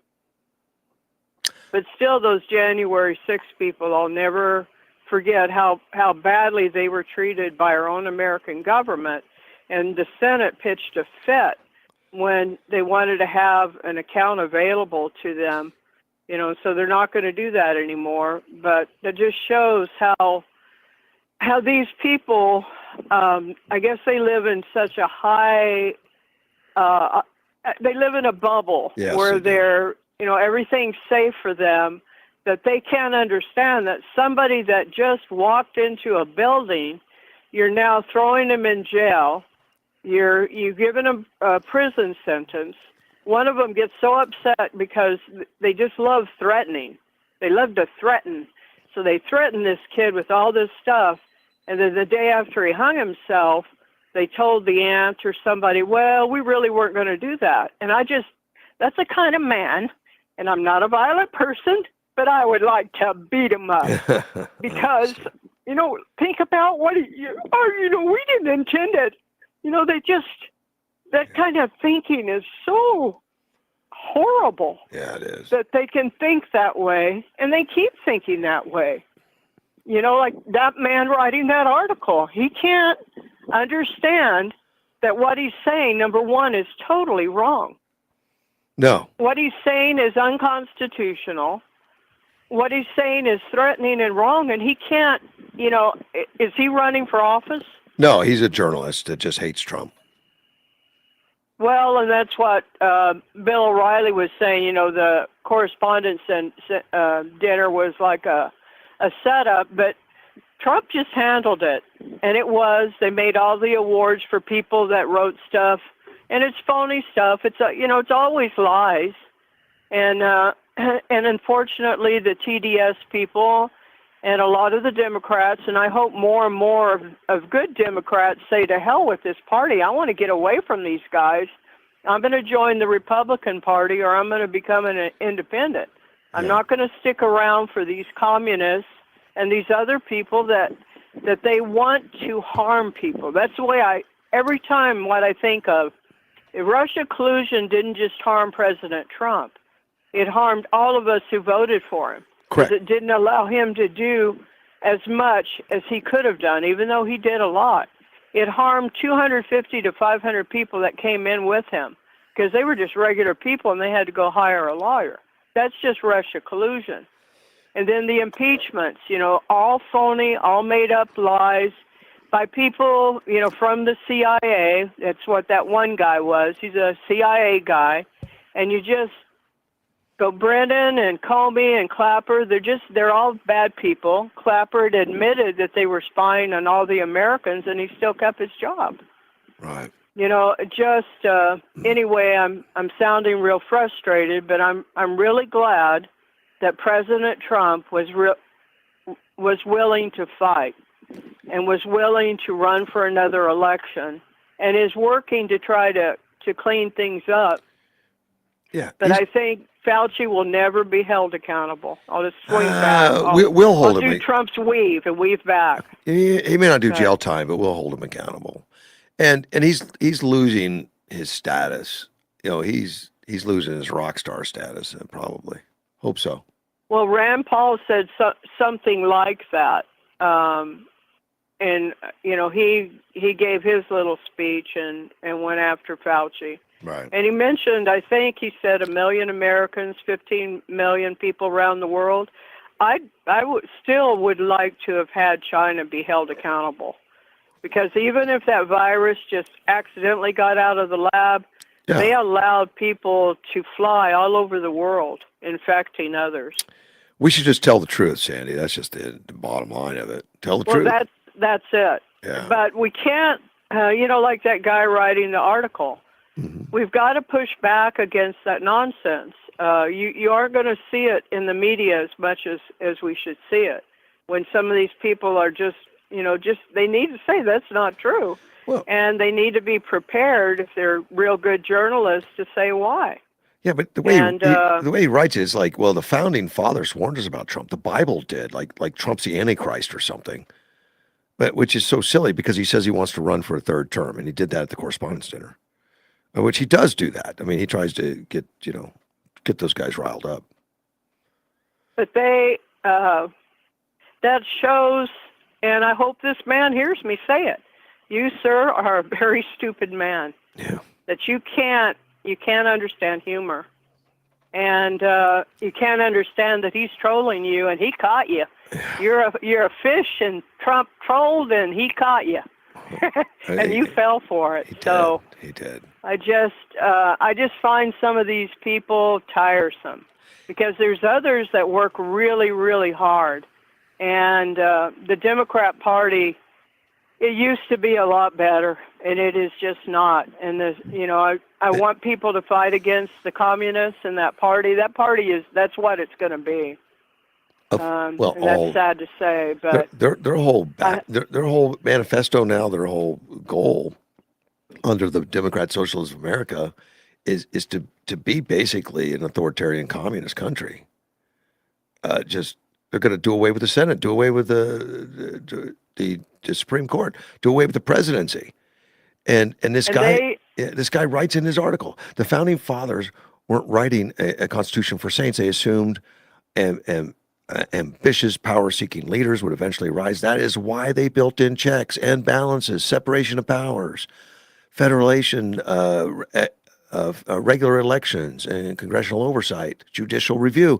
That's all the things that Democrats want to take out. He cited it. That's our saving grace. That's our saving grace. Yeah. That man needs to, obviously he's not well enough educated about the history for just, they want to get rid of the Senate. And I heard Mark Levin talking about it, and it helped remind me, the reason the Senate was established was to give voice to the smaller states. Right. And we're the United States of America. Some states are larger, some states are smaller. Mm-hmm. So the Senate was to give voice, as far as the federal government goes, to the smaller states. Right. The House gave greater voice to the larger states because it's on population. Right. And they could see it even with their little colonies. They could see in their bigger populations what would happen if they were given the power. So these guys were way smarter than you, Mike. They understood history. That's right. And you just don't, we've got to hit back and say, you just don't know what you're talking about. And like what you said was absolutely perfect. other than you could add the reasoning for why they had the Senate. You had, all that other stuff. Right. And he needs to hear that. He needs people to push back and say, you're wrong, and explain why, not throw a fit, not get angry like I did about wanting to beat that guy up. But it just really makes me angry with what these people do to others. Right. And they're kind of like, a lot of times, they just don't have a conscience, which is kind of like a gang member that goes around killing anybody, or a cartel member. They don't have a conscience. These people that are doing this stuff, like Comey, Clapper, the spies, any of the people that have undermined, they have no conscience. And that's sad that we have people like that. It is. And President Trump is one of the best presidents about following the Constitution. If a ruling's made, they follow it, and they fight it to the higher court. But hey, that's the way the system works, and it's a beautiful system, except I think it takes too long. That's what my family members say. You don't have enough patience. It takes longer. Yeah, I don't, because I get tired of things taking so long. But he follows the Constitution. He does. Yes, he jokes with them, and yes, they are too dumb to understand. They really are sick people, and you don't want sick people running your government. You don't want that happening. And we find out from the tapes released on Biden was in trouble mentally. I don't know if I'll get the timeline right, but like 10 years ago. And that guy was in office recently. Well, how come Jill didn't notice it? He couldn't recall. Jill didn't notice it. She, if there was a way to hold her accountable, that whole family knew. Yeah. They knew, but they wanted to use them for their own purposes. That's elder abuse. Yeah. Correct. Yeah. And I didn't want to believe that at first, but that somebody would do that. I am pretty naive in that. I still think I can see. I'm just so glad of the teachers I had, that they taught us so much, and they didn't teach us the stuff that's just lies. Like what that guy wrote in the article is all lies. Of course. He doesn't understand history. He doesn't understand how the Constitution really works. These communists, Victor Davis Hanson, I heard him, and I thought of this myself, so I was kind of proud of it. This was a few days ago, but he said, these people that are getting elected, these Democrat, Socialist, Communists, they're actually children of people that came from countries that are communist in origin. And they were either, born in that country, came here with their family, or they were born in this country, but they're like second-generation people, and they want to make our country like the country they escaped from, like Somalia, like Uganda, all these different countries that are terrible. And I kind of saw that years ago when I was first teaching, and I'd have kids tell me, I'm not going to worry about learning or working because I'm just going to be on welfare like my parents. And a number of them were from Mexico, and they legally, and they basically loved Mexico. They had like a romantic notion of what Mexico was like, but their parents wanted them to escape that. And then, unfortunately, many of them got on welfare, and then you see with the Somalis what they do. They come and commit crime. But I don't know. I think I'm rambling too much now. That's okay. I appreciate the call. Thank you. Anyway, apologies for getting angry. That's I even okay. forgot who I was angry at. But we can take it. Anyway, have a good day. Thank you, Sandy. Bye-bye. All right, bye. See, I got a couple calls I got to return. I think Ted was calling, which I'll see how Ted's doing. Also, Bruce Luna called. I haven't talked to him in a while. Well, I haven't talked to him a while on air. I talked to him last night. Ted? We are watching the big game right now. The big game with Fauci? Yeah, Bernie just threw a grenade in his lap after pulling the pin, and Okay. it was just exciting. I understand he was throwing the F-bomb around or something. He was just kind of off the That's what he rails. just, he just let him have it. He just let Dr. Franken Fauci have it. Oh, he was angry at Fauci? Well, Yeah, the left Bernie Marino but from Ohio, but the senator. left have been protecting. Oh, okay. Oh, from Ohio. Okay, I got the wrong Bernie. Okay. Yeah, no, yeah, it's not that freak from up north. Okay. He just, he just crucified him, and I see the sweat just puddling on Franken Fauci's neck from that last comments. He said, "How could you sit there in front of us knowing that a family was drug out of a football game watching their son and arrested for being outside their house?" Wow. Okay, Bernie Marie, a Republican from Ohio, Right. and on the Homeland Security Committee. Okay, good for him. Right. Oh man, And then Fauci pleaded the fifth on 56 times now. That's it. He has Wow. pled Got a ways to go to catch 56 up to times. Hillary. Yeah. Yeah, and they gave him things that he could be no problem to comment on. He didn't have to plead the fifth, but his lawyer that's sitting behind him is one that has defended the Kardashians and stuff. Right. Well, they just know that you can't trust Fauci. He's going to say something, so you got to tell him just say nothing. So he's just going to sit there. Right. He's just going to sit there, I guess. Well, Bernie just accused him, and it's true. It's not even an accusation. It's a fact that he used federal funds and federal employees to cover up and to get 8 cash funding money into his pocket. 8 government funded awards into his pocket. He used federal employees to get that funding for him. Yeah. So keep voting for people need to know. Keep voting for these kind of people that put Franken Fauci's into office. Yeah. Well, they put him into power. He was like the highest paid at the time, and then using the federal government as his own, like you said, secretary and stuff. Right. They should never allow another Democrat to vote in this country. Now, see, Ted, then you lose me. You can't say that. That's just terrible. Why not? You can't. Well, you could say it, but it's ridiculous. I know it's ridiculous, Russ. I'm just being a dimwit. Well, I got to protect the, everybody's listening.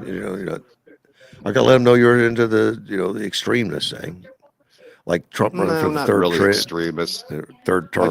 I just get wound up when I see somebody like this, Franken Fauci, turn loose on the American public. I understand. I do. But it's good that he's coming in. I'm sad he's not talking. I mean, usually his arrogance would have talked no matter what, because he thinks he's always smarter than everybody. But he must be scared to have the lawyers tell him not to talk. Oh yeah, he's got some of the highest power behind him right now. Yeah. Yeah. He won't even look at the. They had a group of people that were affected by the lockdown and all. Parents and news reporters and stuff stand up behind him. Yep. And Bernie asked him to look at them. Just look at them and tell them you're sorry. And he wouldn't even look at them. Nope. I don't doubt it. That's too bad. Well, I'm glad Fauci's facing the music a little bit, because for years he was just going on every talk show, everything, and says, "I'm science, I'm the greatest. Everybody listen to me." Right. And at the time, people are dying because we're getting bad advice out there. We're getting bad information. Well, the worst thing of it was you had neighbor turning in neighbor, citizen turning in their neighbors. You understand? And their family members. Even family were turning on each other. Yeah. Well, they ended up scaring everybody to death. And it was all lies. Yeah. Right. You know, the last time that kind of occurred in this country where family was turning in family? No. Second World War. Did that happen in the Second World War? Time before that, the Civil War. Okay. So he is just nothing but a bloodthirsty human being for power. I know a lot of countries do that. I mean, China, Nazis, all that. They had the kids working to turn in families and stuff. Yep. Yeah, you gotta be careful. Thank you, buddy.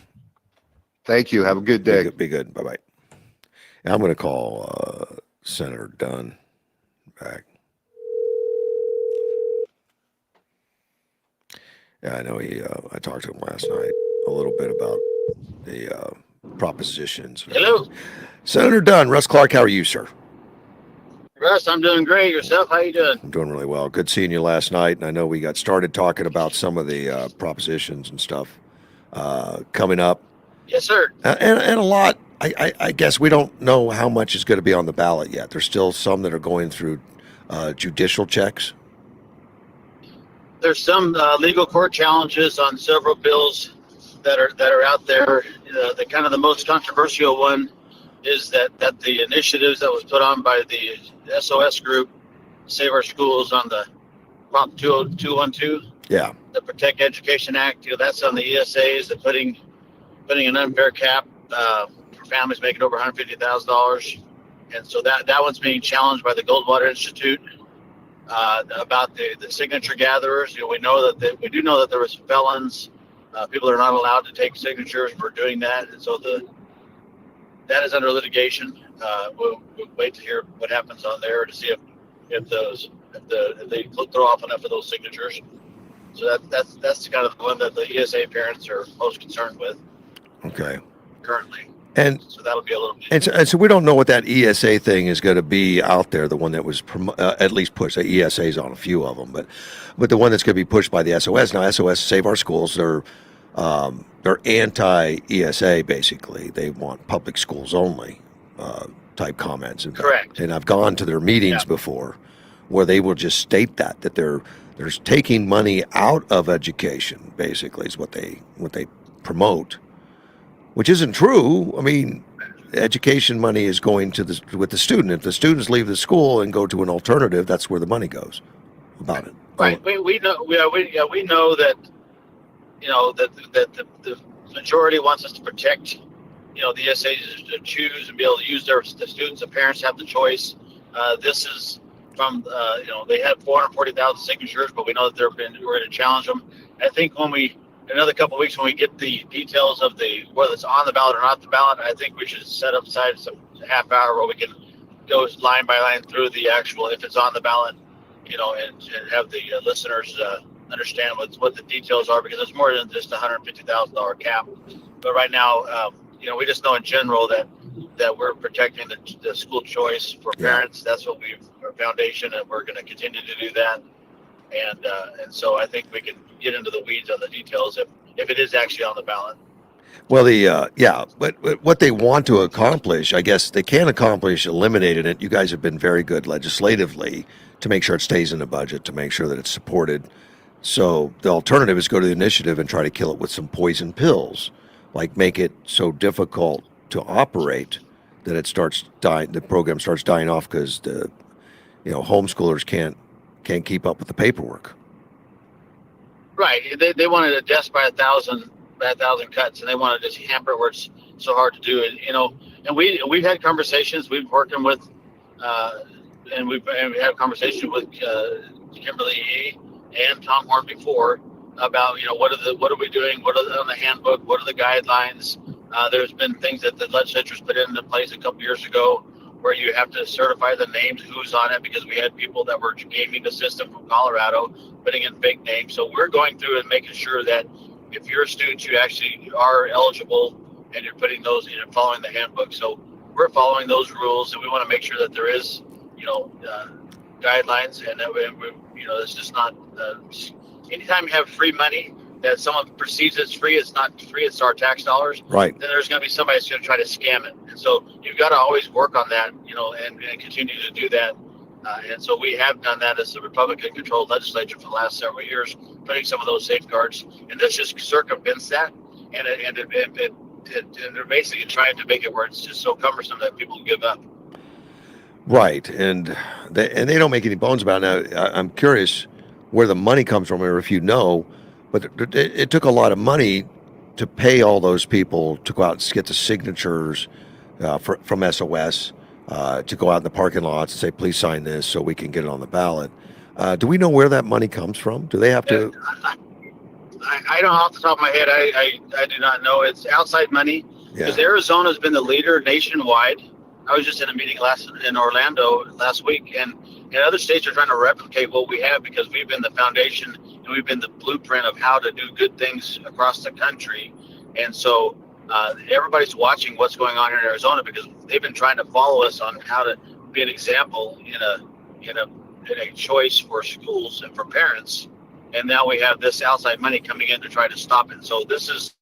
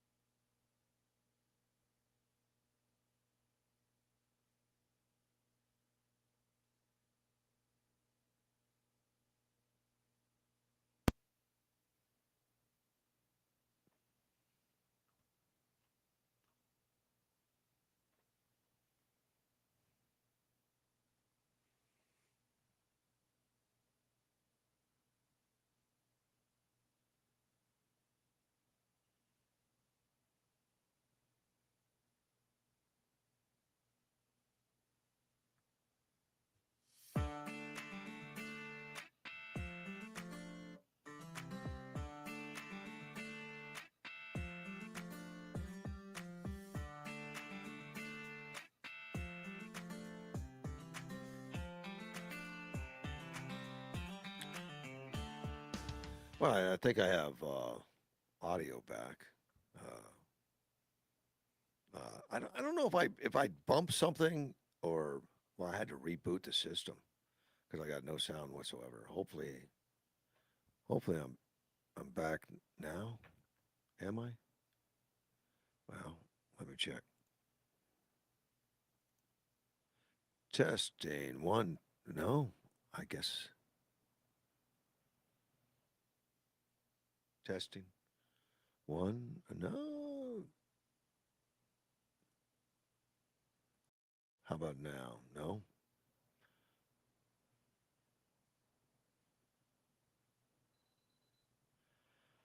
I don't think I'm back yet.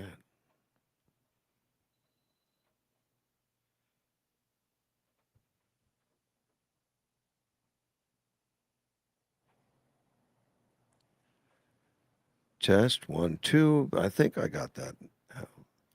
How about that? Okay, maybe. Audio should be back, I guess. I lost my watch. Yeah, I think I should have something back. I don't know what happened. So let me turn that off. Maybe I'll call Tim back. I don't know. I need somebody to tell me the sound is on now. If you could. Yes, it is. I can hear you. Okay. Thank you. I have no idea what happened. Somehow my sound went crazy, went off. Before I call Tim back, and I will,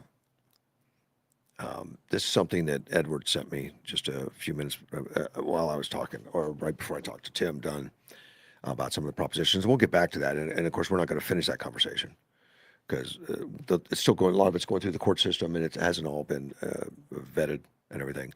But as you know, there was a break in the Iranian war.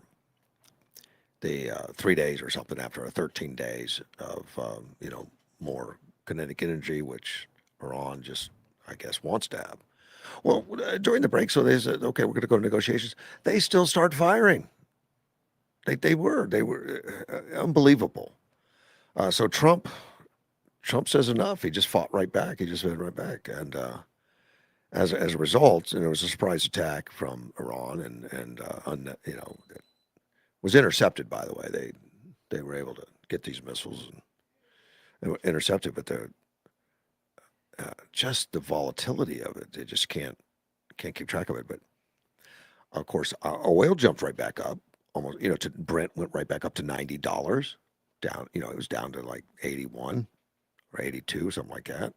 Went down, and Edward put a comment in there. Says oddly, the surprise attack, from Iran, happened 5 hours after several DSA, and that's Democrat Socialists of America candidates, stated that Iran hitting the United States would advance their election chances, as it would show Trump military is weak.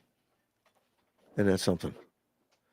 I guess they're rooting for Iran now over there at the Democrat Socialists of America, the communist country, communist party. Dow tumbled 700 points right away because the Fed said they're just like, look, we're going to go right after him. President Donald Trump said he will order heavy strikes on Iran in retaliation for that surprise attack. We're going to hit him hard. They're going to get a beating.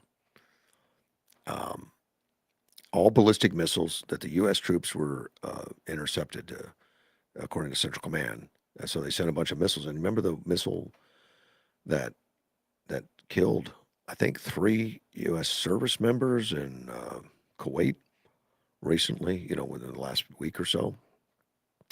Apparently that missile was something new. It was something that was harder to shoot down. It changed directions or something. I don't know where it came from. But, other than it came from Iran, I don't know if they developed it. But apparently it was something very similar to that, and they were able to intercept them and knock them down. And then Saudi Arabia forces struck multiple terrorist logistics and weapon sites in eastern Iraq, which is a proxy for Iran, apparently.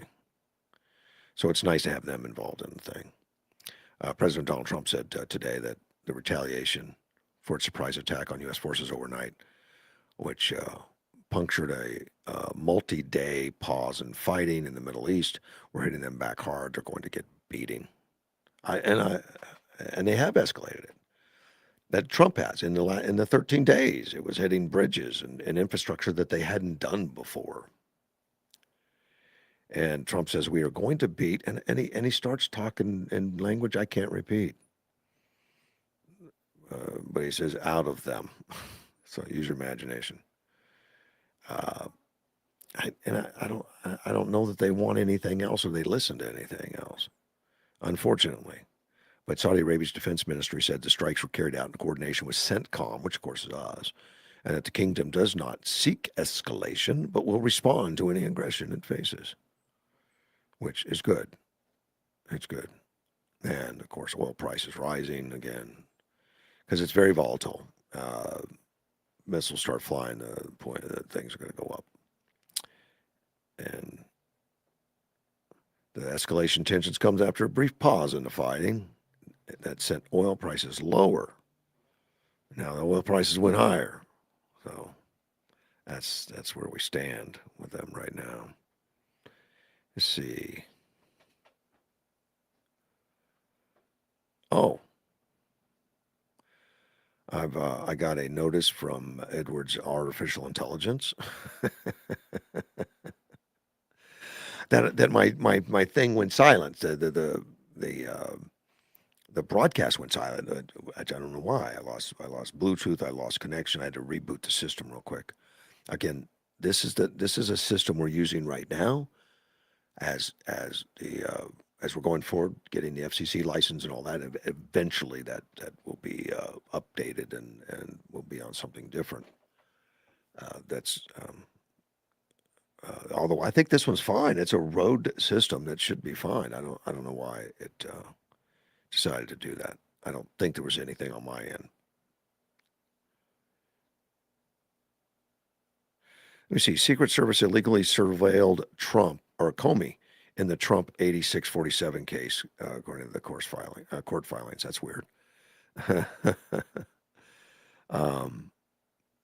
I guess that's her defense, that we were illegally, surveilled. When we've got all of that surveillance now from, what they've done to Trump, illegally surveilling him and stuff, Alice did write back, good news, Edward. The audio for the Russ Clark show has been restored on YouTube. I'll resume full monitoring and reporting for you. Thank you, Alice. I wonder if Alice will say you're welcome. I don't know. Maybe. Maybe she does that. I don't know. I don't know how all that intelligence works at this point. Probably. Let me make a phone call back. I know Bruce Luna called a little while ago, and he had some things going on with some zoning departments, I think. And that'll be a good test of my system before I call the good senator back. Hey, didn't mean to call you. Have a great Wait, morning. what do you mean? It was a butt dial? Okay. Yes, it was. All right. Take care, buddy. Bye-bye. Hey, have a great one. All right, sir. Yeah. Bruce Luna didn't need to talk to me after all.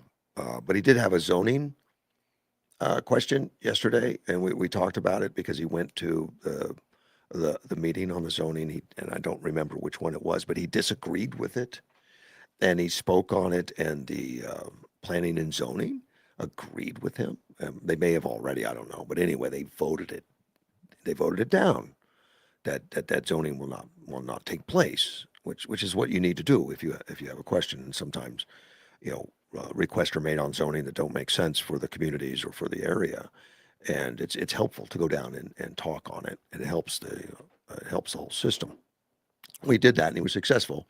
And then he told them afterwards, they told Bruce Luna that P&Z said, well, it's still going to go to the Board of Supervisors, and the Board of Supervisors have to look at it. And he called me with a little confusion, saying, well, if we won, if they said they agree and it doesn't need to be zoned, the zone doesn't need to change, why is it going to the Board of Supervisors? They're just ignoring. And the answer is no, they're not ignoring. No. The supervisors are always the final check. They always are. And you'll find that 99% of the time, they're going to completely agree with their boards. They get trust in those boards. They understand who the boards are, and we read the decisions and why it was made and all that. And generally those are formalities. But it still has to go to to the gavel of the supervisors. But it's also an opportunity that if something is wrong and there is a disagreement with the board, that there is a chance that something could get flipped or changed or whatever. And that's the final appeal, I guess, at that. And I sat on the board for 4 years, and there was times that happened. It's rare. It's rare, but it can happen for multiple reasons, just depending on the individual cases. But nothing to worry about. It's normal procedure. It does go to the board, and I think that's the right way. It doesn't need to change. It's just one of those double checks, checks and balances and all that kind of stuff that goes on. And let me see if I can call Tim Dunn back. Apologize, for my system. Or me. I don't think it was me this time, though. I mean, I've been known to hit a bad button. Or the wrong button. Something.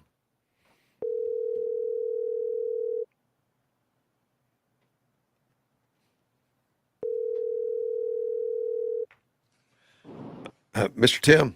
Hello. Hey, man. Yes, sir. Something happened with my system. It cut off, and I apologize for that. And I don't know how No much. problem. I didn't know if it was, Yeah. Well, all of a sudden, everything This is my there was nothing to talk about. but I don't know if we need to go any more into it because there's a lot more yeah. to be decided yet. But at least we've started the conversation, and we can move it. Now, where are you going today? You going back to the Capitol? I'm actually, I'm going to the Capitol. I got a couple meetings. Actually doing a ceremonial bill signing for the governor on 2 of my vulnerable adult bills that the AARP and the Alzheimer's Association want to use it for publication on some of their things. So we're going to do a kind of low key signing ceremony, pictures for them to put in their publications. I got a couple of meetings on with staff and stuff on water, trying to get updated on the stuff that we got coming out on the EIS. The draft EIS is finalized. The final EIS and the record decision is supposed to come out on the Colorado River next couple of days. So we're meeting with our attorneys and stuff in the House and Senate, and then I'll come back this afternoon. Okay. Like it's never done. I mean, it's almost a full-time job. Well, if you want to be effective, you're always got something going on. Yes. Yeah. Trying to get things done. So. How important is this governor's race coming up? It's super important. Like I was trying to say last night, it's our state's is running fine because the Republicans have her in check. So we're leading, but we could do so much more if we had a Republican governor that would help us lead, and we could actually kind of follow a trajectory of moving the state forward. And we'll still have even with a Republican governor, we'll have disagreements amongst the House and Senate on how that should move. But at least we could have conversations as opposed to keep dragging the governor to back to the middle, saying, this is what we have to do. And so, yeah, she signed 9 or 10 of my bills, and I think we're governing. But we're the ones that are leading. It'd be nice to have a leader that would help us do these things. Really work on our tax policy. How qualified is Andy Biggs to take that and run on first day? Is he ready to go? Oh, I think he brings a lot to the table because of his experience in the legislature. He understands the mechanics of that. Not everybody understands how you have to keep 31 and 16 of the House and Senate to get something to his desk. Right. That's one thing. Then he understands the state of Arizona because he's lived here. And then being from the federal level, there's so much interaction between the state and what the feds do and what the administration does. You have the federal congressional delegation, which he's been a part of. He understands those kind of things, and a lot of it's more being able to get involved with the agencies. Like when we were in DC 3 weeks ago, working with those agency heads, understanding the reaction, the interaction. It's not always just bills that are getting passed. It's the overlay of the rulemaking, what's going on. You can just see the difference in rulemaking that Trump put in and compared to the Biden administration. So having that access, that understanding from his perspective of being out there, that brings a different level, along with then just being able to govern and understanding the right fiscal policy and how we want to lead from a conservative message that's going to help move the whole state forward, including the Democrats that live here. That they will be better off because the governor Biggs is governor. Wow. Well, and he does have the background. He does have the understanding. He's been in it. But sometimes he gets, particularly in the press, he gets labeled as far right extreme. What? How do you interpret I mean, that? there's, everybody gets labeled one way or the other, and it typically is, and we do that amongst our own party and those kind of things, and so, and it's basically coming through from a conservative perspective, and so and that's in Congress and in the House and the Arizona House and Senate. You have to have your values, and so I think there's a difference when you're a governor. There's a difference between bills that you might want to do certain ways to try to move the direction to steer the ship further to the right, knowing that you're going to have the course correction. You're going to end up more in the middle. We have those on both sides of the party doing that, and then we have to figure out what is the right bill that is actually going to get signed. And some of those bills that were vetoed might have been amended differently. If we knew that there was a Governor Biggs there, they might have still gotten to his desk, but they might have been a few different amendments that we wanted to make sure we got. Yeah. That affects things differently, because that's just as you fine tune things that they're going to go into the law, you do that, and so that's how iron sharpens iron. That's what we do, and you have to have all sides of voices. You have to have that farther conservative right, but I think as you come back and governing here, I think he will be able to lead us. Well, there's some things I know that the House and the Senate have been passing for the last 4 years. It just doesn't go anywhere because the governor has a different opinion right now. But Andy Biggs, from all I understand, he's going to support that radical idea of voter integrity. Yeah, and like I said, and we're putting it out on the voter. That's one of the bills that's going to go out to the voters, and even that, even the bill that's going to the voters, if you look at from the original sound bites and the original talking points that even the bill sponsor, the Secretary of State candidate, has started talking about, if you come back to what he put before the voters, it's a little bit different. It's a little more mainstream, and it's something that he knows that we should probably get passed, because that's what we need to do. That's kind of a perfect example of talking points and things that we would like to get to, but we know that that's not what a majority of Arizonans want. Right. And we can. I don't have the bill open in front of me, but that's a good example. We do want same day voting, but not all of Arizonans. Not all of Republicans want that. They want to still fill out their ballot, but under certain conditions. They want it again early. They want it counted, the day of the election. So saying the soundbite that everybody has to vote just the same day, except for a few provisions. Well, there's about 75% of Republicans that would like to fill their ballot out early, but they want it counted the day of the election at 7 o'clock. They want to know that it was counted, and they want to see the results. Yeah, but right now we're not. Kind of and I worry about integrity. I mean, I think the voter fraud is coming out more and more, and lights being shined on it in different states, that there were illegals voting. There was problems with the election in Arizona, and yet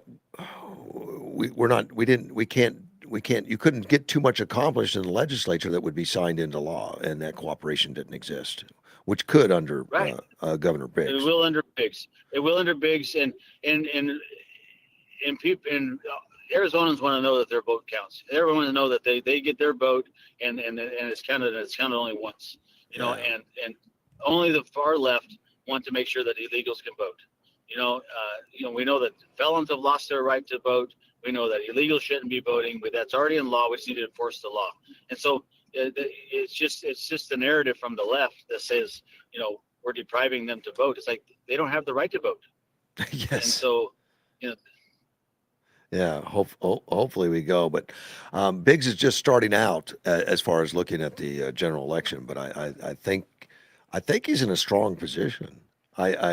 Something I read the other day, one of the polls still shows that Hobbs is slated to squeak it out. But I question that. I think we got a great chance here with Biggs. Arizona wants us. I mean, she's running on the Republican ideals that we made her vote for, and some of those are a fact. She voted for she signed the budget that's 1.4 billion. She vetoed it 2 weeks earlier than that. Same budget. Yeah. Except for the only thing was different was the data centers. So she's some of those talking points, but as you get into the real leadership needs of Arizona and what will happen, and if we start talking about some more of the details, there's 3 Supreme Court judges of Arizona that are going to be term limited out for age. Oh, That's one of the things that's kind of overlooked. That you know, how's that going to sway the voters? Like, do we want a Biggs or a Hobbs voting, putting those appointments in? right. I want Governor Biggs. Right. To pick people that read the Constitution and interpret it, as far as the letter of the law versus a feeling or something. I don't know what We goes don't want on. people to Yeah. we don't want them to legislate from the bench. Right. Let us make the laws Right. and let them interpret the laws. You know, in a fair manner. They don't have to be extreme one way or the other. They just need to interpret the law that's there, and that's what we seem to have more. We don't have in the Ninth Circuit. We don't get that. We need to have it where we can have just judges like Judge Gould was there when he was from Yuma. Extremely great Supreme Court judge, Judge Bullock, and now that's sitting. He's one of the ones that's going to be aged out. Now, So great guy. So great talent. last night, our mayor was there, and he talked about Yuma and the data centers. Now, data centers have become such a ridiculously hot topic. They have been, and it's okay. We need to talk about them. Let's talk about them. But we get a lot of people that make their minds up and they stop listening, stop talking, because they already know it all. But I think the mayor handled it well, in that wanting to make the framework that if we do have a data center, here's the criteria, because we want to be sensitive to the power and sensitive to the water and sensitive to the cost and sensitive to all of it, and put that parameters on it if we ever do entertain a contract, which we don't have. And then a lot of people think we already have a contract. We don't have a contract with anybody, that we do it. And is that also what the state thinks at the state level? Yeah, the state. We're looking at the broader policy. One of the big things that enticed Arizona data centers to Arizona was the there's elimination of sales tax on the servers. So Okay. as you build your building and do other things, they replace those servers every 3 to 5 years. Right. And so if you make sure people understand what a data center is, you have those servers that you have in your house like you used to, the towers. You've got about 10-foot tall rows of these servers stacked. That's where instead of having it at your house, it goes to the cloud. The cloud is these servers inside a room. You've got smaller ones. The hospitals have their own servers. Your Blue Cross Blue Shield, insurance companies. Now they're exporting this data to these data banks. So Right. we've had data centers around for decades. So the biggest thing between a regular data center that supports all of your banking information and those kind of things is the hyperscale data centers, which is the stuff for AI. And so we have people that are like, oh, AI is going to take over. AI is going to do these things, and we're worried about AI. That's a valid concern and a separate conversation. But let's ask the question, why do we want to worry about getting hyperscale data centers in America? Well, 8 of the 10 top intelligent companies that are produce these AI is based out of the United States. And as we look at rules and like you were talking about flock cameras earlier, rules and stuff that transform and watch and take and work with AI, we want to make sure we have this ability to govern that in America so that we can watch what it's doing. We don't want China having that so they can be tracking our missiles, tracking our stuff, because that's what AI, we want to make sure that we limit the power and have the oversight. That is the biggest reason why we want to make sure we have the hyperscale ability to do here. And like I was telling someone else yesterday, we did electrification of the country. We did our freeway systems. We did our railroad systems. We did our dams. This is the next round of, as we make sure America is the leader in the world, we have to be and take control of this. And how do we do that? We don't have to have a data center in every city and county. No. We have to make sure we have the right policy. And that's what we're in the process of doing without letting China do all the hyper stuff on the internet, making everybody crazy. We And, have to ask the right questions and ask the right policy. and I like that approach. And the mayor had the same approach of, if we have a data center, what are the parameters that would be acceptable to our community and enhance our community versus causing an issue? And of course, power and water are the 2 top ones. And I think they both can be eliminated as a problem. Yeah, like the one I toured 2 weeks ago in Reno is a brand new 100 kW. Everything's based on the amount of power you use. It takes about 40% to run the data center, 60% to do the electricity, 40% to cool it, 60% to the electricity. Wow. To actually run the actual servers. Wow. Yeah. And so that's how you base the size of them.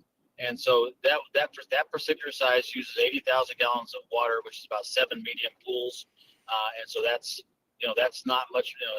And then you have the rest of it is used for maintenance and landscaping around them. So there's not, and then that has part of the gel, kind of like your radiator fluid that you put inside your coolant.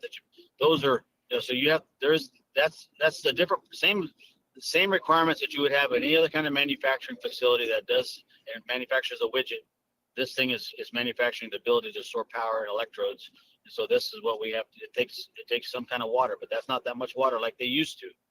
They don't have the big hyper. It's cheaper power and cheaper to run the big old coolers, the big evap coolers, but that uses way too much water. And there's other states that is the cheaper way to do it, and because they have a lot of water and they have a lot of rain. And Well, yeah, they're built on a river, or built on lakes, or something like that.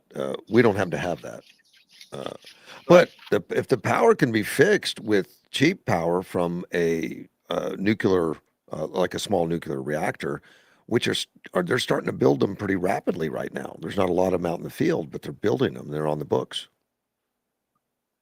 Right. That's Arizona's trying to position ourselves to make sure that we're encouraging that. There's a couple that are getting ready to go online. We want to be one of the policy wise and hooking into the grid, that we're setting ourselves up so that they want to come build here. So we definitely, as a legislature, looking at that, and then that would definitely help change things. Yeah.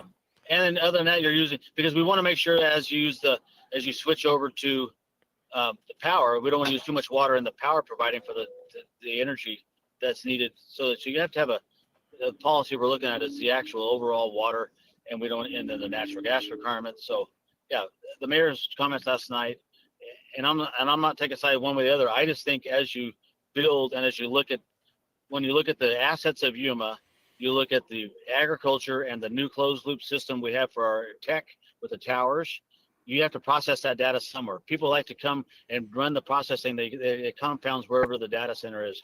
We have the military YPG and the MCAS. Military, as you move to the future, having a data center that's partially dedicated to that puts us 25 years ahead of everybody else. Those are the kind of policies we want to make sure we're talking about as a community, saying how are we going to do this so it's going to make our community better, not just so we're doing it so just because you're in Arizona so that you can backfill to California. We want to make sure this is making sure it pushes us to be, wow, we're going to come and relocate our high-tech people that are working on those servers, because they're helping improving ground, and they're helping the agriculture technology.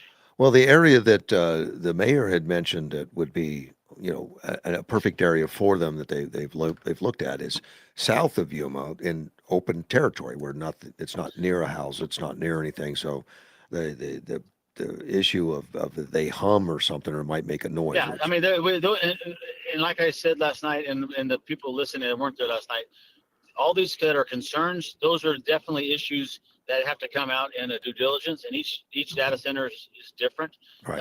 And as they make new technology, it's kind of like you can't compare your 1979 Chevy pickup to your 2026 Chevy pickup. The technologies, the quiet, the ride, everything is different.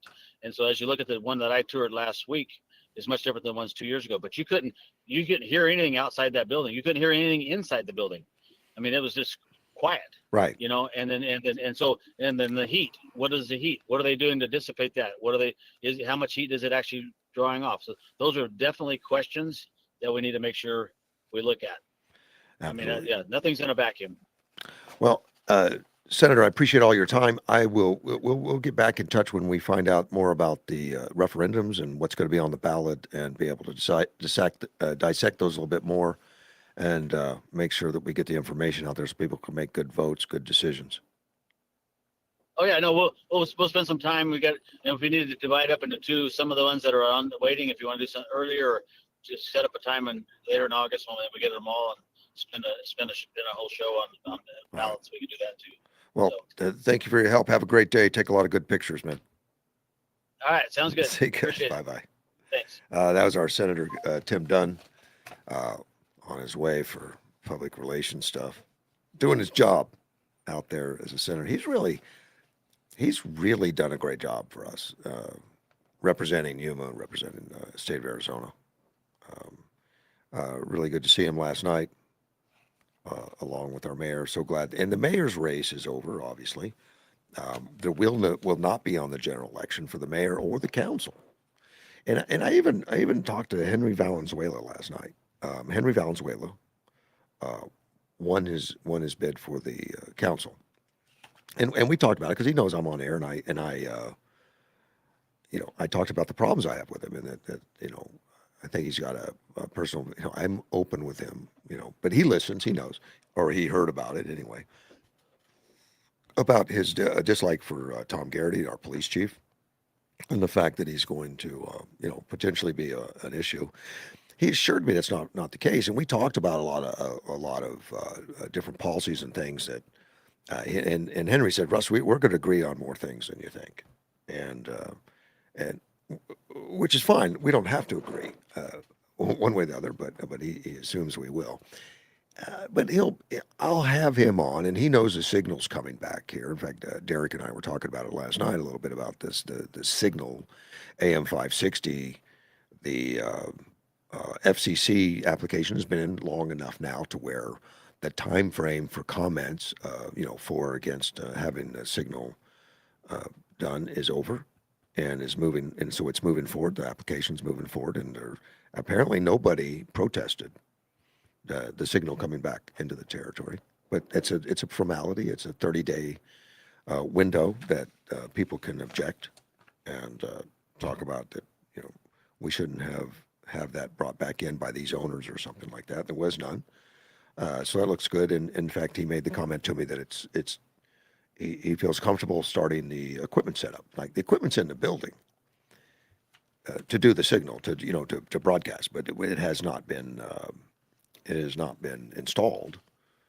I don't think that takes a couple days, but it has not been installed yet. But he feels comfortable getting that project going, so that when the time comes, it's going to be more of a flip of a switch versus. Now let's get to work on putting it together, because I look forward to it, particularly with the election coming up. And we'd like to do more to get information out there on everything that's going to be on the ballot so that we get better informed. And it's still, and Derek and I agree on this, that give everybody all the information, they make better decisions, period. I think that's just the way it is.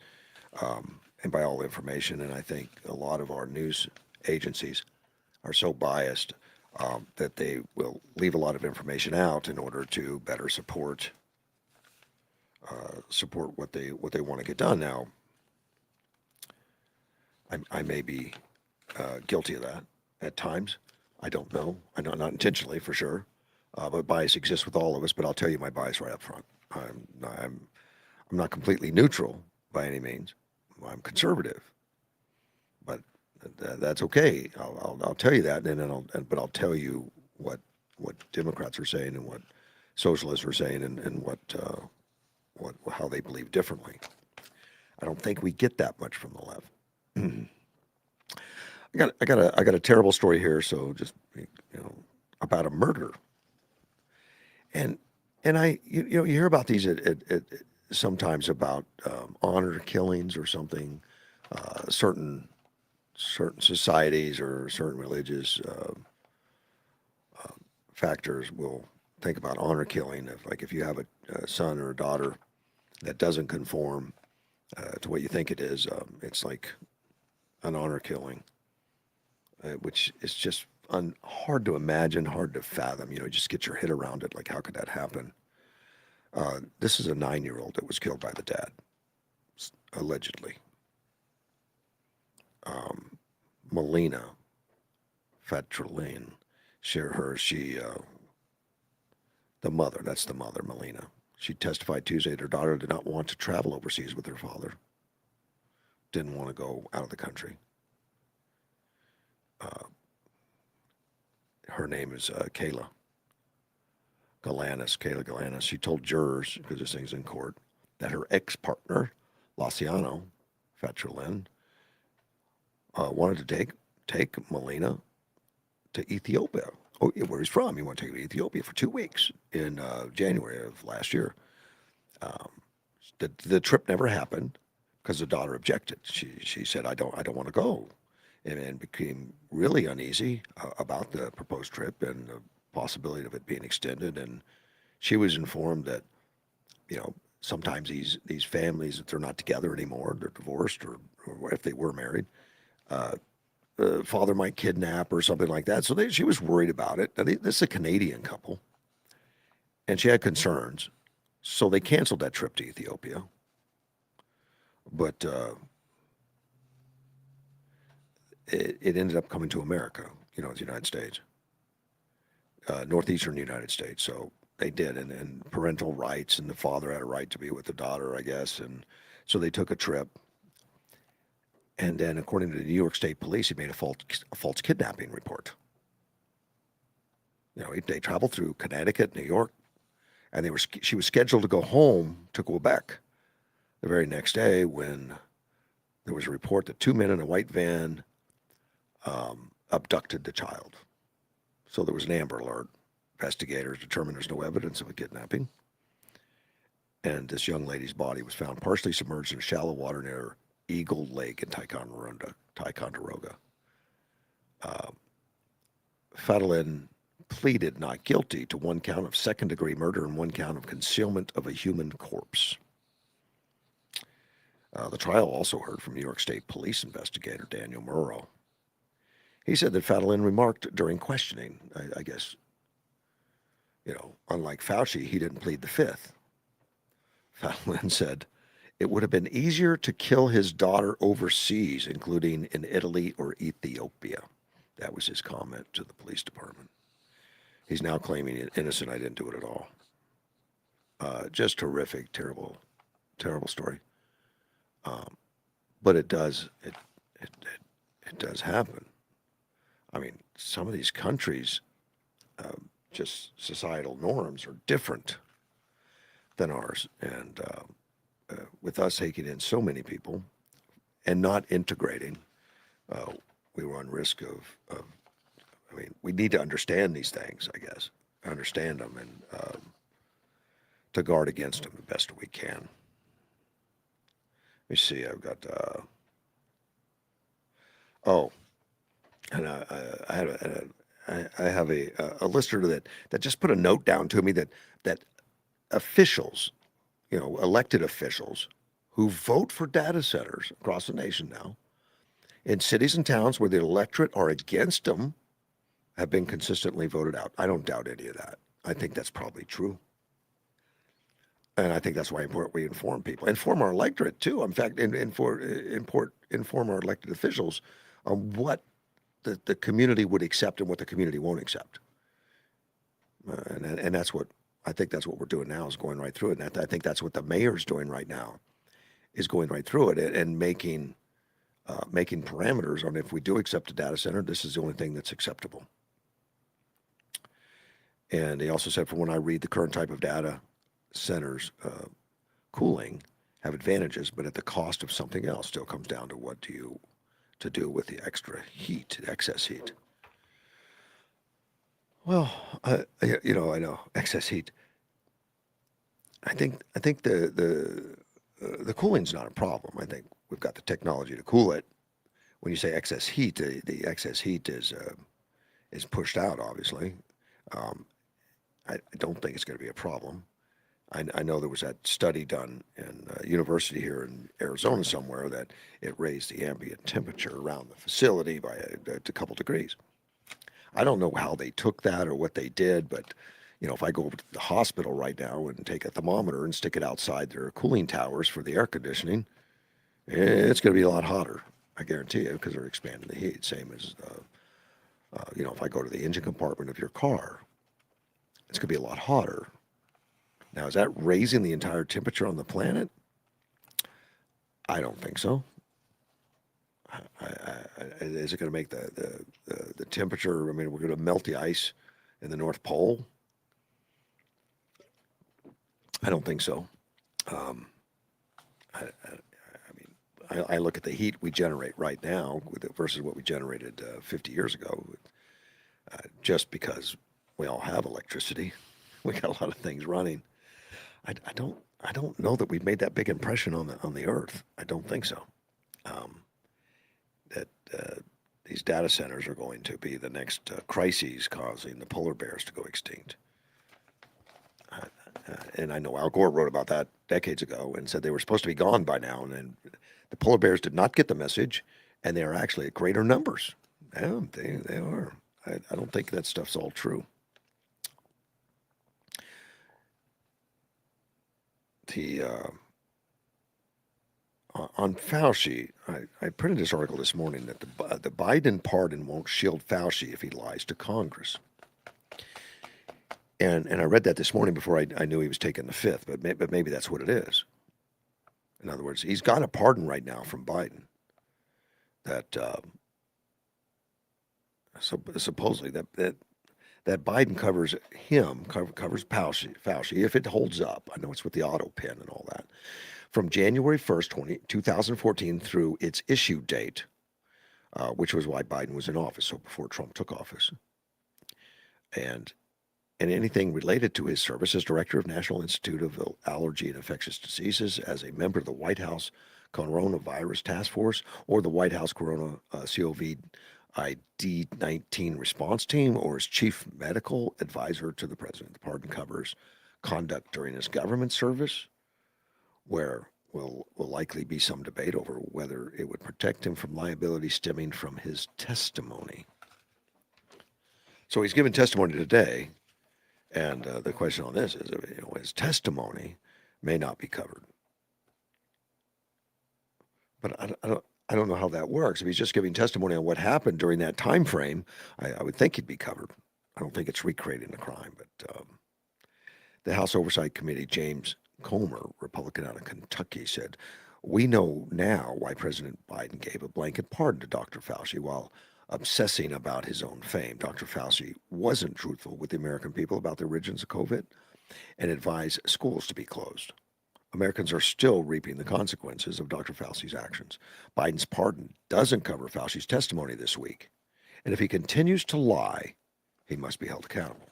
Now, with articles like that, what his lawyer's going to do is say, don't say anything, plead the fifth, which is what he's doing today, apparently.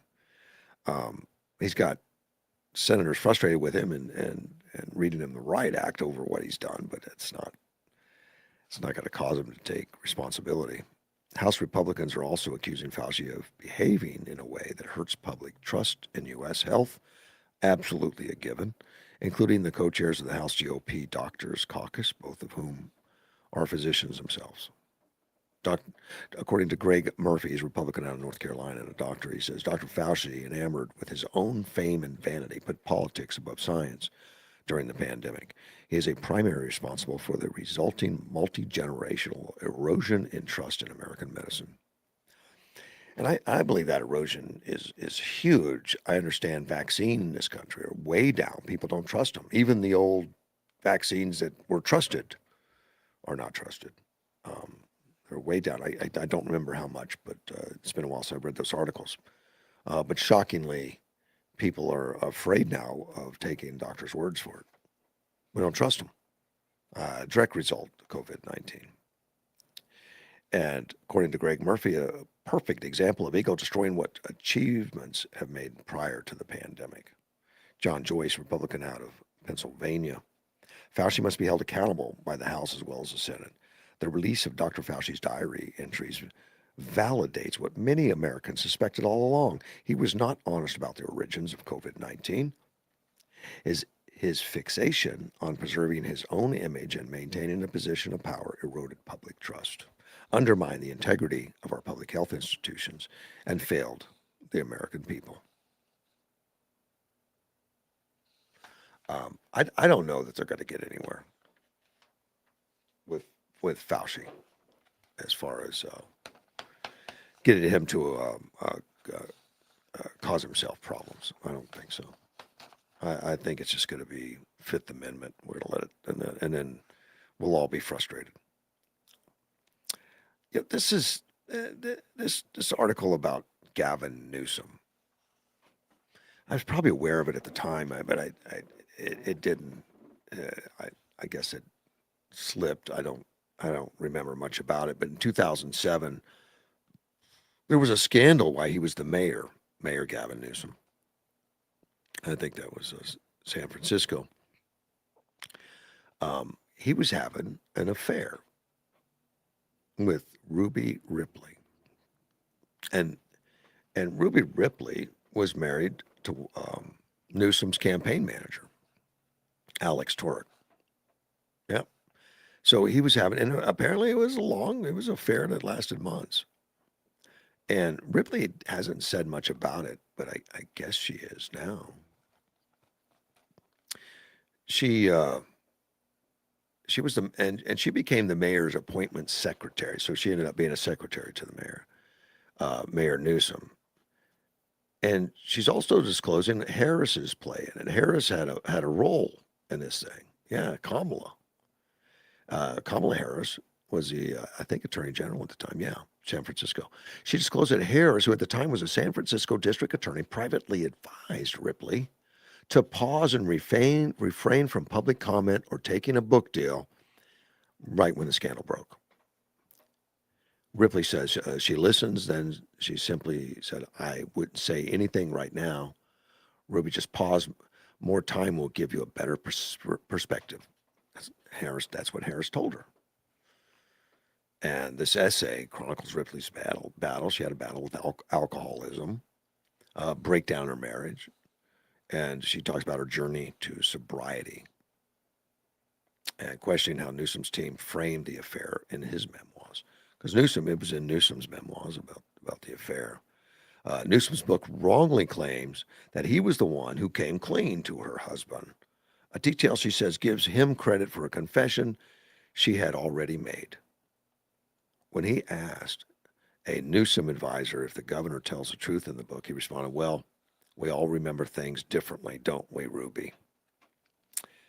And she describes the affair a little bit. It happened while working at City Hall, and encounters included sitting in hot tubs together, spending nights in hotel rooms, visiting his Russian Hill penthouse.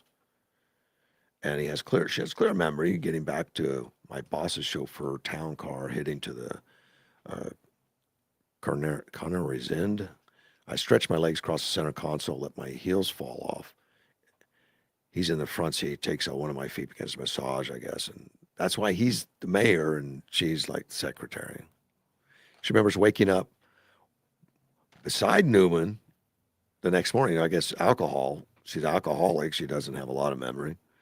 That while the encounters continued for months, they were fueled by addiction, her addiction to alcohol.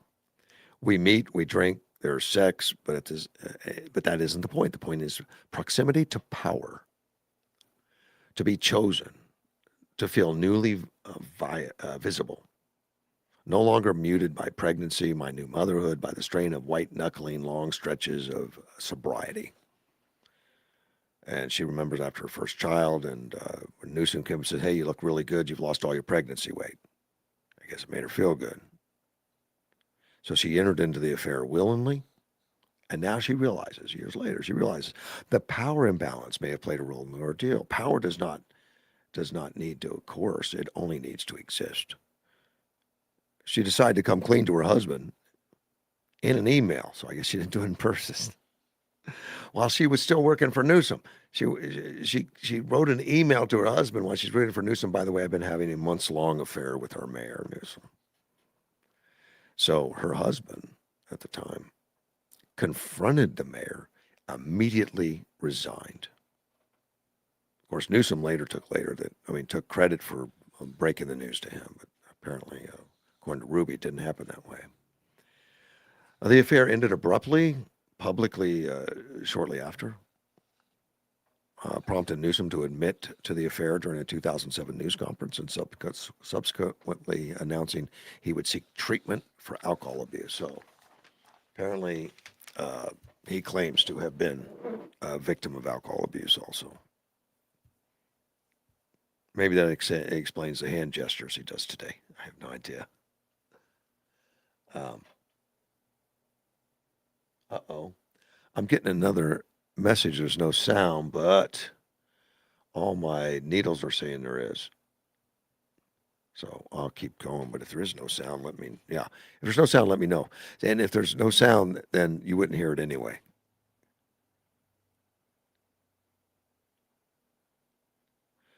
A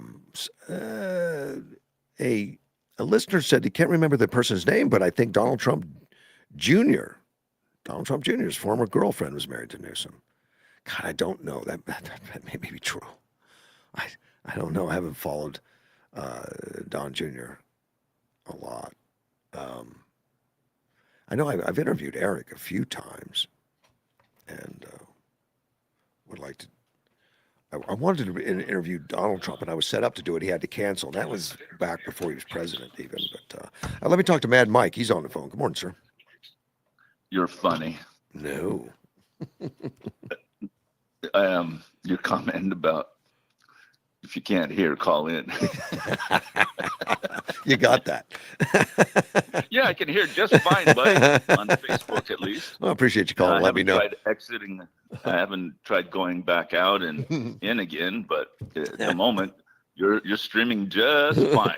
Well, I don't know what happened. All of a sudden, everything went. I just lost all my Bluetooth connection to the Roadcaster podcast caster. I don't know what happened there. I don't think I hit anything. I don't think I touched anything. It just kind of went away. No, I think it was just a system glitch. But could be. You've been back up and running for a while. I got your text. I appreciate it. I never quit listening between one and the other phone. I was always trying to check on you, and eventually you came back. I need people to check on me, buddy. I do, and I gotcha. I appreciate. Don't we all? So, are you selling cars today? Yeah, I'm here already. I picked up my birria burrito and having a little breakfast before I officially open the doors. Go ahead, man. But the gates are open. Have a good day. Sell a lot of cars. I'm working on it, buddy. All right, man. Take care. Have a good day as well. Bye. Bye. Yeah, if you're listening, tell me if my sound's going out. I think that I'm glad that he called. Since I did pick up the newspaper today, there was an article that kind of intrigued me because my wife Helen and I talk about this occasionally, about food that has a date label on it. Now, I'm pretty much a guy. I'm the guy that will. I don't want to eat anything if the date code's out. I don't. And many times I've heard that, hey, the date code's just a suggestion and all that. And maybe I don't know. There was a whole article in the paper today about it. In fact, in an article, if you toss food once a date on the label has passed, experts say that's often a waste. So if you toss out a carton of milk or yogurt or something just based on the date alone, I don't know that I do. I've gone past the date code before. I'm courageous. There is one exception now. Apparently, the date codes on infant formula is required. I guess that's a concern on infants because they only count on that. They don't have anything bad. And some things I didn't know in here, and how many different types of wording in labels that there are. Label, but it says labels for baby food. It's just to get rid of it. But normally you get labels like best before, best if used by, enjoy by, sell by. I never really thought about it, but there's many of them that are used, but it's not necessarily for safety. It's about freshness and it's best. Meaning it's going to taste the best according to the manufacturers that put it all together, but it's not that it's unsafe. The United States, more than 80% of consumers discard food approaching the package date label. I'm probably more guilty of that. I'm probably more on the 80% side. I think Helen is depending on the product, more likely to ignore the discard by, and I think that makes sense on a lot of stuff. It does, like sugars or spices or something like that. Some of that, it's not going to go bad, and this article talks a little bit about that, about anything that's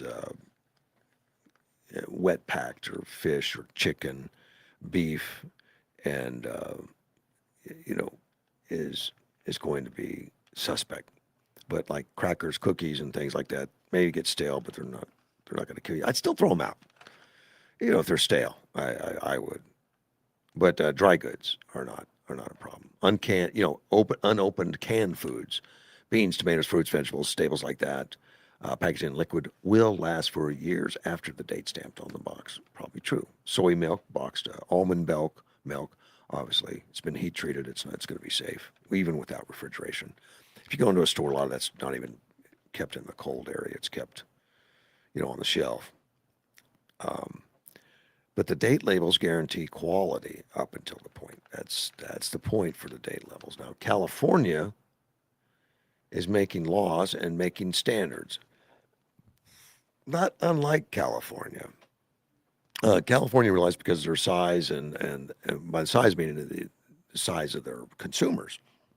They got a lot of people that buy a lot of stuff. So if they make a standard in the state of California, they recognize that the processing companies will probably adopt that standard for the whole country.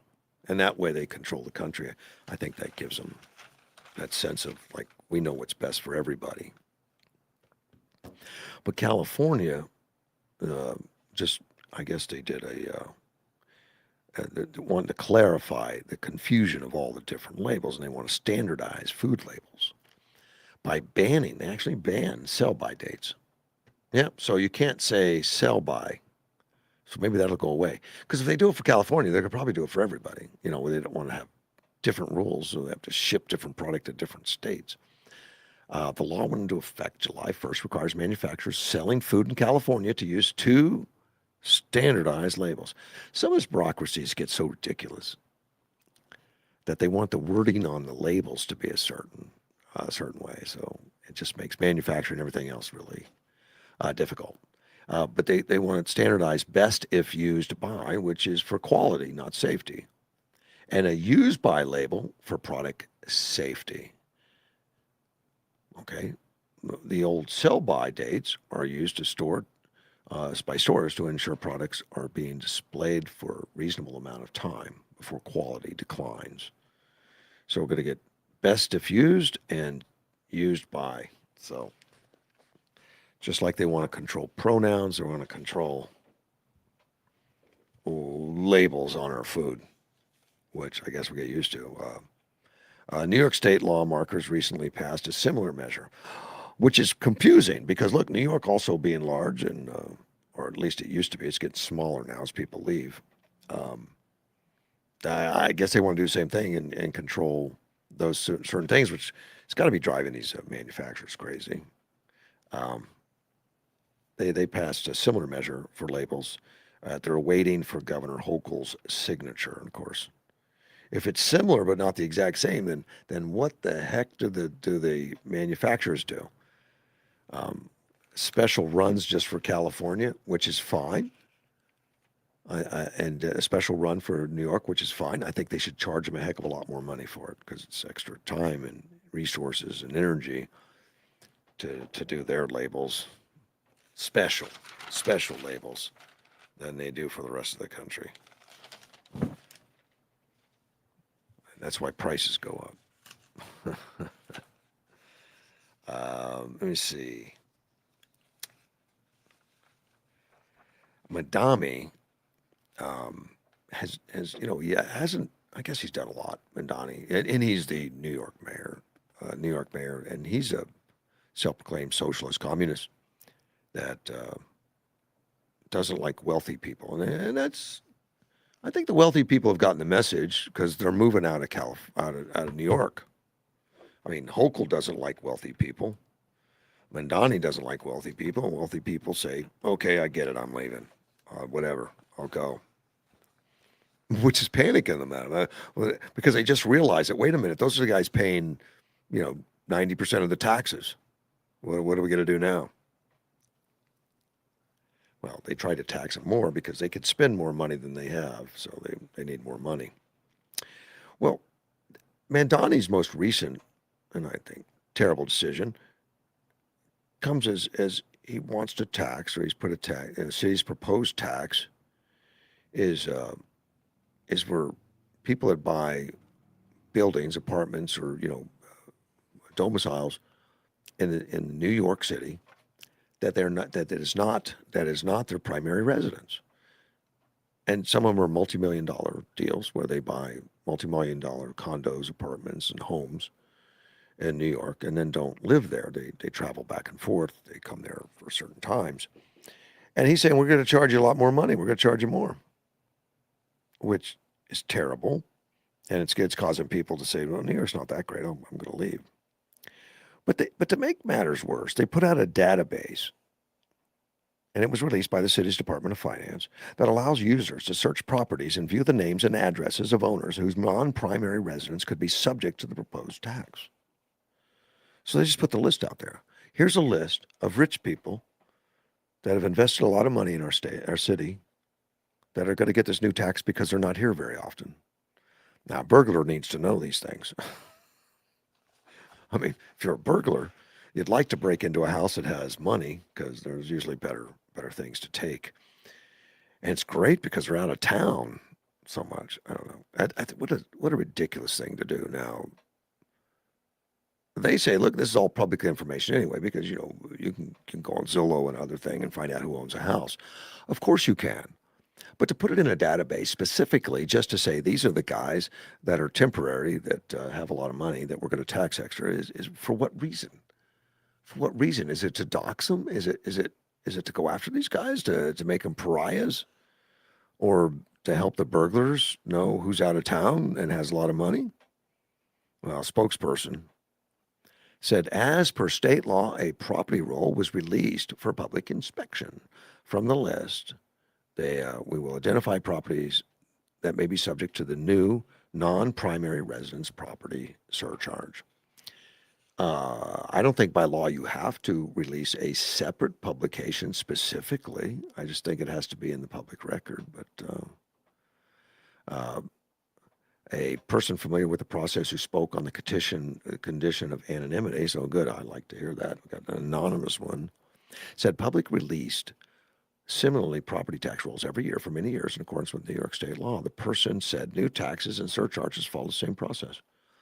The state passes litigation, public property roll is published, and the Department of Finance identifies the property subject to the levy using criteria established by the state. So, but the critics say the database goes well beyond the traditional public records. And that's what I would have figured, because it compiles the names, addresses of affluent property owners into a single, easily searchable location, potentially creating new privacy and security risk. And that's what I assumed. Why would he do such a thing? I mean, does he want them to leave faster? Does he want them to dislike, City Hall that much? City Hall just defended it, saying it's a transparency tool designed to help property owners determine whether they could be affected by the proposed tax and understood how to seek exemptions. I don't buy it. I just think it's an ill-advised publicity stunt or something. I don't know what he's trying to accomplish.